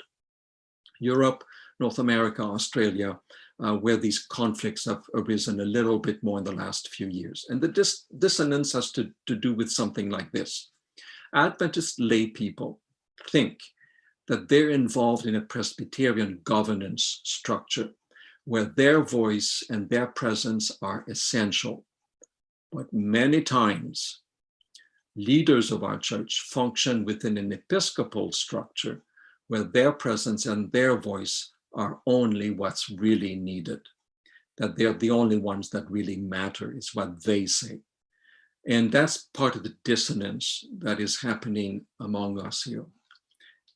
If I want perhaps to be a little clearer, would probably be to say it this way. When we reflect about the role of lay people in the church organization, in the congregational system, if you've got no lay people, you've got no church.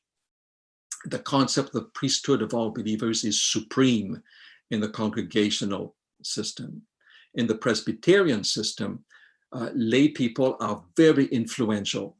They tend to be in equal number to any of the elders when they have meetings together, when they have councils. They will try to equate, have equal numbers of both groups. So the priesthood of all believers is very essential. They're very influential. In the Episcopal model, you don't really need church leaders, lay people, I mean. All you need is church leaders to make the decision. And oftentimes, the presence of lay people is an accommodation because they want to be heard, they want to say something. And in this case, for some of these churches and organizations, the priesthood of all believers is very marginal. In fact, in the Catholic churches, in the Orthodox churches, you don't need lay people at all to function. And so in our church, perhaps this is why we're having some of the conflicts we're experiencing, but how do we solve these conflicts? What do we do? What can we do here to try to understand what's the best way to solve some of the issues we have, knowing that's the system we have? How is it going to function to bring about, the changes we need and to stay together, not to go through schisms, not to lose church members who are dissatisfied and just leave the church because of what's happening? How do we keep things together? And perhaps that's the question, to ponder. Is it time perhaps to do some revamping? Should we think again about our church structure, how we function, the role of lay people, the role of church leaders, those who are employed by the church, those who are not employed by the church? Should we reclaim some of the impulses, some of the ideas, the concepts of the Congregationalist system, of the Presbyterian system? Should we reclaim some of them to make sure that, we avoid any more conflicts and schism? We won't want to have a union leave the church or a conference leave the church. And we don't want any more members to leave the church as well. So what do we do? Well, in closing here, for a few more minutes, let me just offer some suggestions. As I've participated in numerous committees of our church at all levels through the years, as I've taught, this doctrine of the church, as I've pondered these issues, as I've listened to people, let me offer some suggestions. A couple of them might be a little too radical, but it might just be good to say it and discard it. That's okay. So here they are. Maybe it would be okay to have less rigid control of higher organization over lower organizations. The Episcopal model loves to do this, to have a hierarchy, and the people at the top kind of tell the people at the bottom what to think and what to do. And should we allow more diversity to exist in secondary matters? I'm not talking about doctrines here. I'm talking about church policies and how we do things at the local level. Should lower organizations, be given some personal ways, individual ways of planning things and of implementing also some things? Lower organization perhaps should be the best places as to what to do and how to apply some of these church policies. So less rigid control in our hierarchy from conference to union to division to GC. That would be one suggestion. By doing this, we would support a little bit more the Presbyterian impulse within our church, give more autonomy to the lower levels of the church. The second one, should we review the meaning of what it means to be a church? At the moment, we form a federation. We're not an association. We are a federation of divisions and unions. Would it be good to rethink again what we did in 1901 and 1903 when we decentralized the General Conference and created unions, so that unions would be semi-independent and be able to make more decisions at their levels and not be told by the GC officers how to do things, to let the local unions decide some things? Would it be good to rethink this again one more time? 120 years later, should we, go back over some of these decisions to do some decentralization? Should we reappraise the meaning of ordination for life? Now, I know that in the last many years we've discussed ordination and maybe we're tired of doing this. But what do we mean when we ordain somebody? What does it mean to have a priesthood of all believers, and yet at the same time to have people who are ordained and somehow, because of their ordination, seem to be having more authority than lay people who have the priesthood of all believers? What does it mean to be ordained? What's the meaning of ordination? And what's the place of ordained people within the structure of the church? In the Episcopal model, the ordained people are absolutely necessary, and the lay people are less needed. Is that what we want?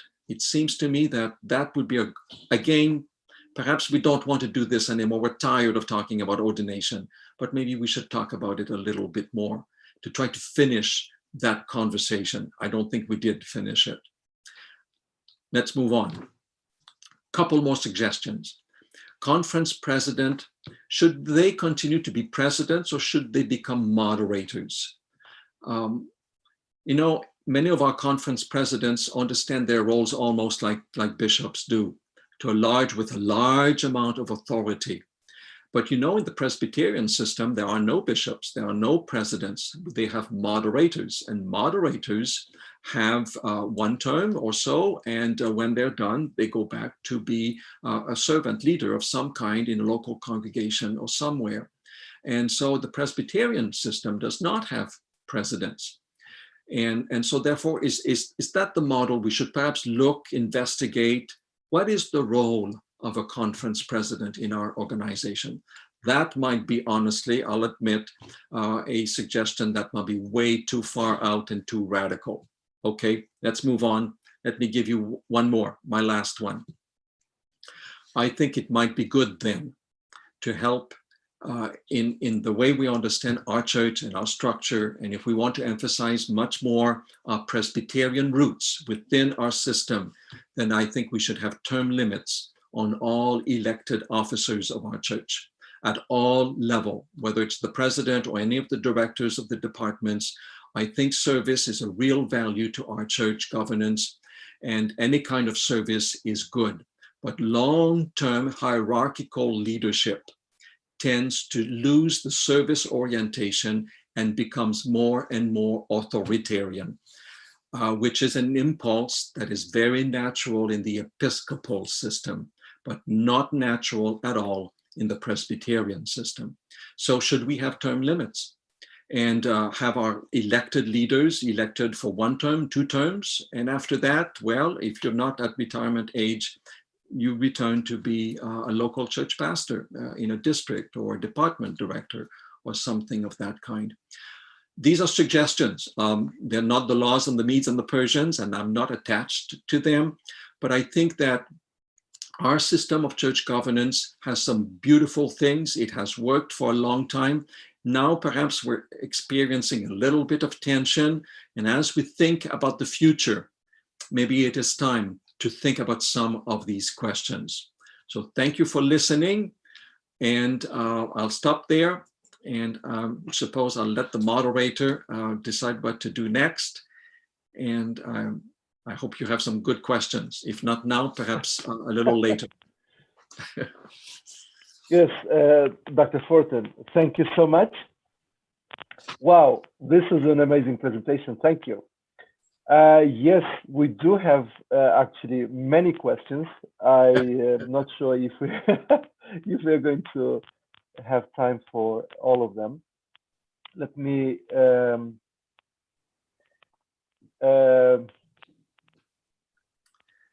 my People screen. can certainly email me if they have questions as well. Yes. So if you have questions, email me and I'll be happy to dialogue with you folks. Exactly. Okay, let's go. I also wanted to mention this, that maybe some of these questions we are going to, if we don't have time today, on Sabbath morning, we could address them with you if you could participate in that panel discussion on Sabbath morning. Okay. So let's go for some brief questions and then longer questions. Can a lay member become the leader of a church organization?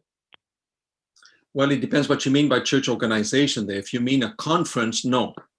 No, according to our church structure and our church manual, a conference president has to be an ordained minister. And that's very Episcopal, by the way. It's not Congregationalist at all, for sure. And so, no, a layperson can be the director of a department. Many of our departments are led by medical doctors, ladies, and so on. But as far as being the leader of the church organization, no, that's not possible. Not at the moment. It would be good, but not at the moment. Okay, thank you. Then, so this was a question from Donny David, and now we have a question from Christian Dumitrescu. Okay. The 3 models presented are historical Christian models of governance. Are we Yes. supposed to remain bound only to the historical models? What if current challenges in mission fields require different models that are more flexible and supportive of mission needs? How do we avoid being labeled as rebellious or heretics because biblical mission fulfillment requires models that may conflict with the Episcopal or Presbyterian model, for example? That's a very good question, Christian, and I agree with you, is that there's need of flexibility, of understanding that in local church mission fields, very likely a hybrid, and I would say that the tendency would be to do a congregationalist model in mission field, where mission is beginning, where congregations need to be sometimes almost secret congregations, not having too much visibility, and yes, and I think our model, our church, should be willing to adopt that flexibility. But it is difficult for a hierarchical church within an Episcopal frame of mind to think that way. But we are pushed now. Missiologists are pushing us to be creative, and that's okay.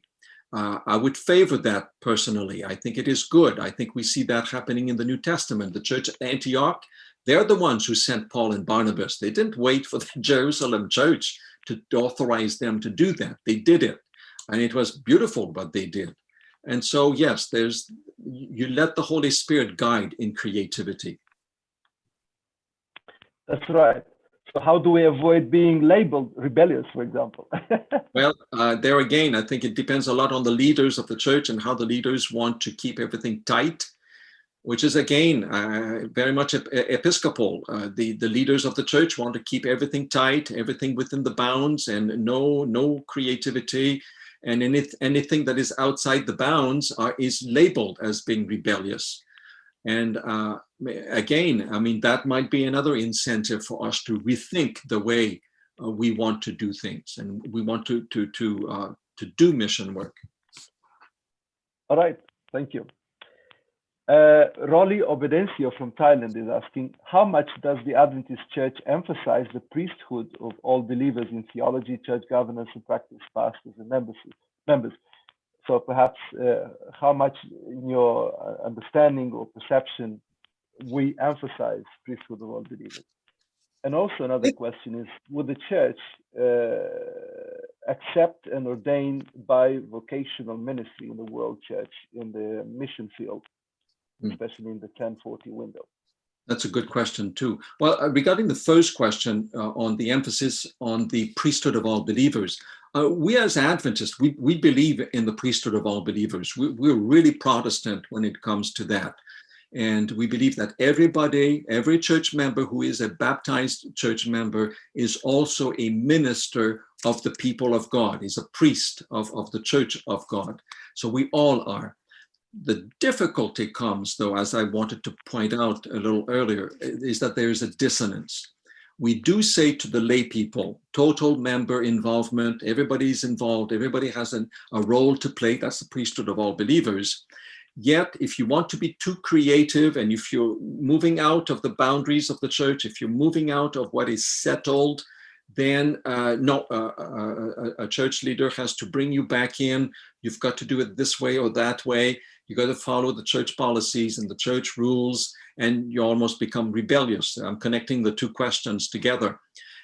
So if we truly believe in the priesthood of all believers, we will allow believers to be creative and to do things a little bit different sometimes, and without branding these people as being unfaithful to the church.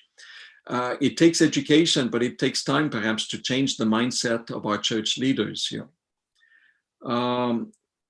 With the church ordained bivocational ministry, again, I'm not a church leader. I cannot answer that question. I don't see any objections to that. I think Ellen White did mention about bivocational doctors, medical doctors, who should be ordained, and they would do ministry on the side, and then they would do their medical practice as full-time jobs. She did talk about bivocational people, and she was certainly in favor of that. That is part of her ordination concept. It's very broad. It's not very focused. It's broad. And I don't see any problems. I'm not sure that the church is ready for that. Okay, thank you. Ladrokima Fana is greeting you and says, hello, Dr. Denis.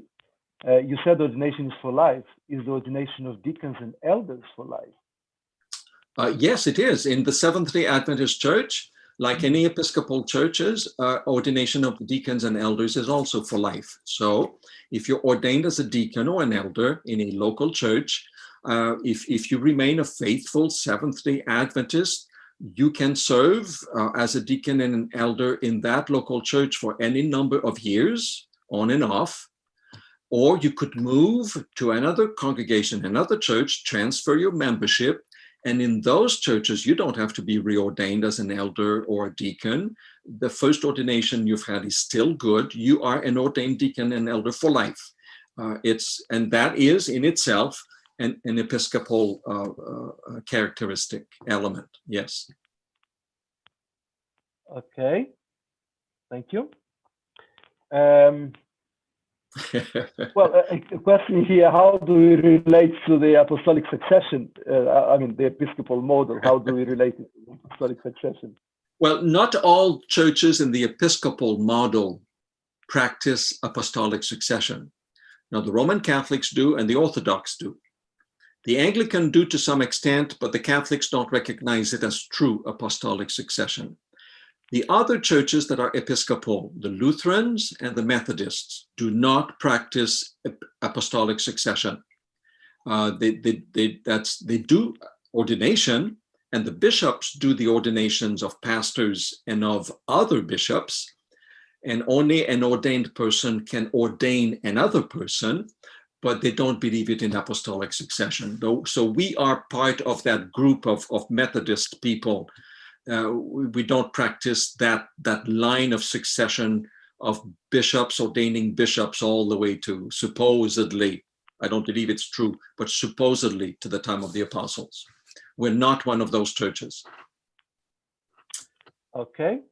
I'm sorry, I did not include the name here. I just missed the name, but thank you for the question as well. Thank you, Dr. Forten. And then we have a question from Bethel Taglos. What would be the risk of decentralization or restructuring? Sorry for my. That is a very good question. And it's a complicated one to answer, but it's a very good question.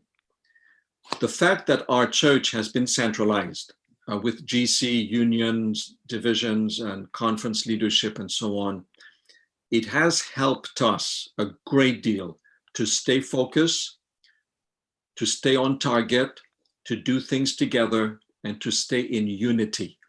There's no doubt that if we have been able to grow and to be solid and fairly smooth and stable as a denomination, it is because we have a good structure. And so to decentralize would perhaps cause some people to feel loss of control and to destabilize perhaps this sense of stability. I understand that. And there's a risk. Yes, there is a risk. But if we don't think about it, if we don't perhaps rethink the way we are so hierarchical and so centralized, are we doomed to perhaps becoming irrelevant in some parts of the world? Because lay people are going to be less involved and less of a voice. And will it cause more conflict? I want to raise the question so that people can think about it. But it's a very good question you're asking, a tremendously good question, a complicated one too. And somewhat related to this question from Joy Cruz, which of the three models you think promote more the global unity in the church? Oh, no doubt, it's the Episcopal model that promotes the unity of the church. Of all three models, it's that one, and obviously that's why we have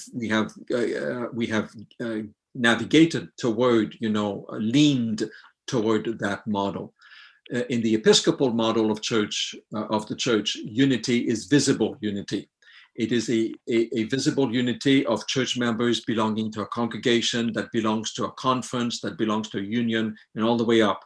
And everybody follows the church manual. Everybody follows the church policies. You do this willfully, with goodwill, and that's how unity is brought about. And it is visible unity. You don't have to doubt it. You don't have to find it. You don't have to think about it. if you keep the Sabbath, if you've got good church membership, and so on, we have unity. So of all three models, it's the Episcopal model that is the one that promotes it the most.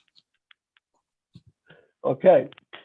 I don't know, maybe this question had other aspects, but okay. And the last question that put it on the screen I would for me. mention. Yes, sorry, it's just recently I got it here, okay. and I did not have time to type it, and I can copy. It says, okay. Dr. Fortin, do you think the church leadership is open to revamp the organization model church policies? And yeah, perhaps we can ask this question of how much openness do we have to a revamping or rethinking church organization? That's another good question. And unfortunately for you, my friend, I am not a prophet. And, and so I cannot read the mind of all of our church leaders. But I would say that in many areas of the world church, there are some church leaders at all the levels who would be willing to have this kind of a conversation.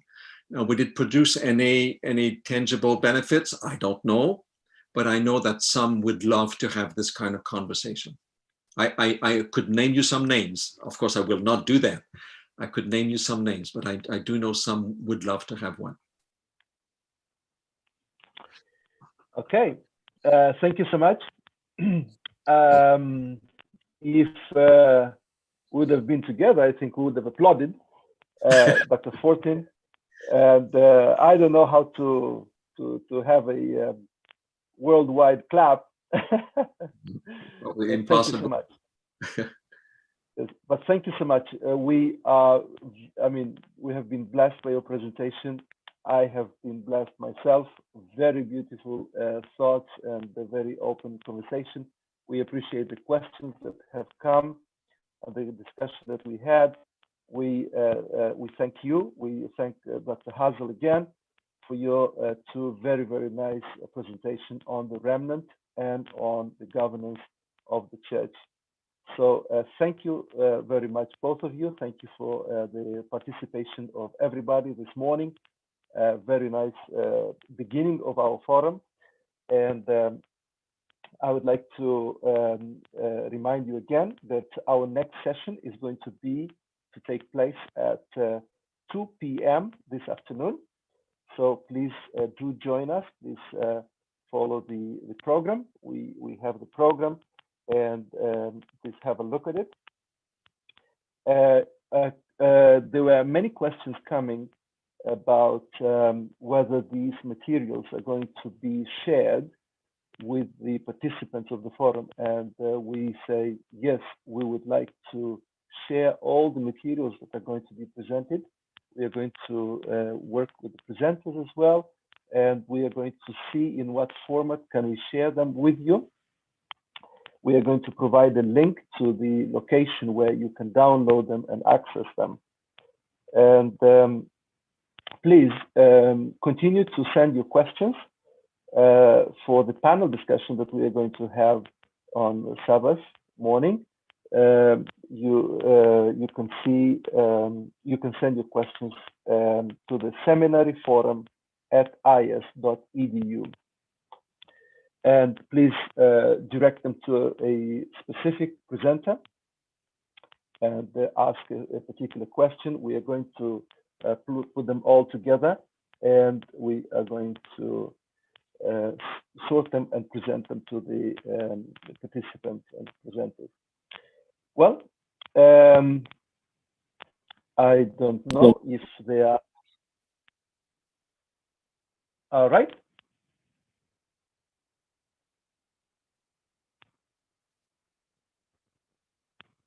I don't know if there are any other answer, any other announcement. And if there is no announcement, let us close this session this morning with a word of prayer. Our Father in heaven, thank you so much for this blessing of having this conversation on the doctrine of the church. This morning we started our forum with two excellent presentations from Dr. Hazel, Dr. Fortin. Thank you for their ministry. Thank you for their participation. And we would like to request that you bless them where they are in their ministry, in their families, and in their future. Thank you for all the participants. Thank you for all the supporting staff, and thank you for all the working committees that helped organizing this program. We'd like to request that you bless each one of us wherever we are. As we will continue this discussion for this afternoon, we request your continued blessing and guidance in this discussion. And may this discussion be a blessing for each one of us and for your church, wherever we are. We dedicate ourselves into your hands in the name of Jesus. Amen. Okay, have a good evening, have a good day, have a good noon. God bless you. So we'll see you at 2 p.m.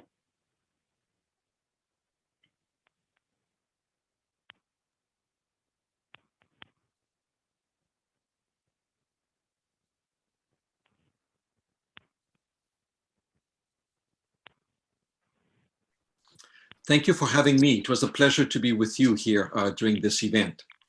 It's a little late for me, so I'm going to go to bed now, but it was nice to be with you. Thank you so much, Dr. Fortin. Yeah. Yes. Goodbye. Have a good evening. Bye-bye.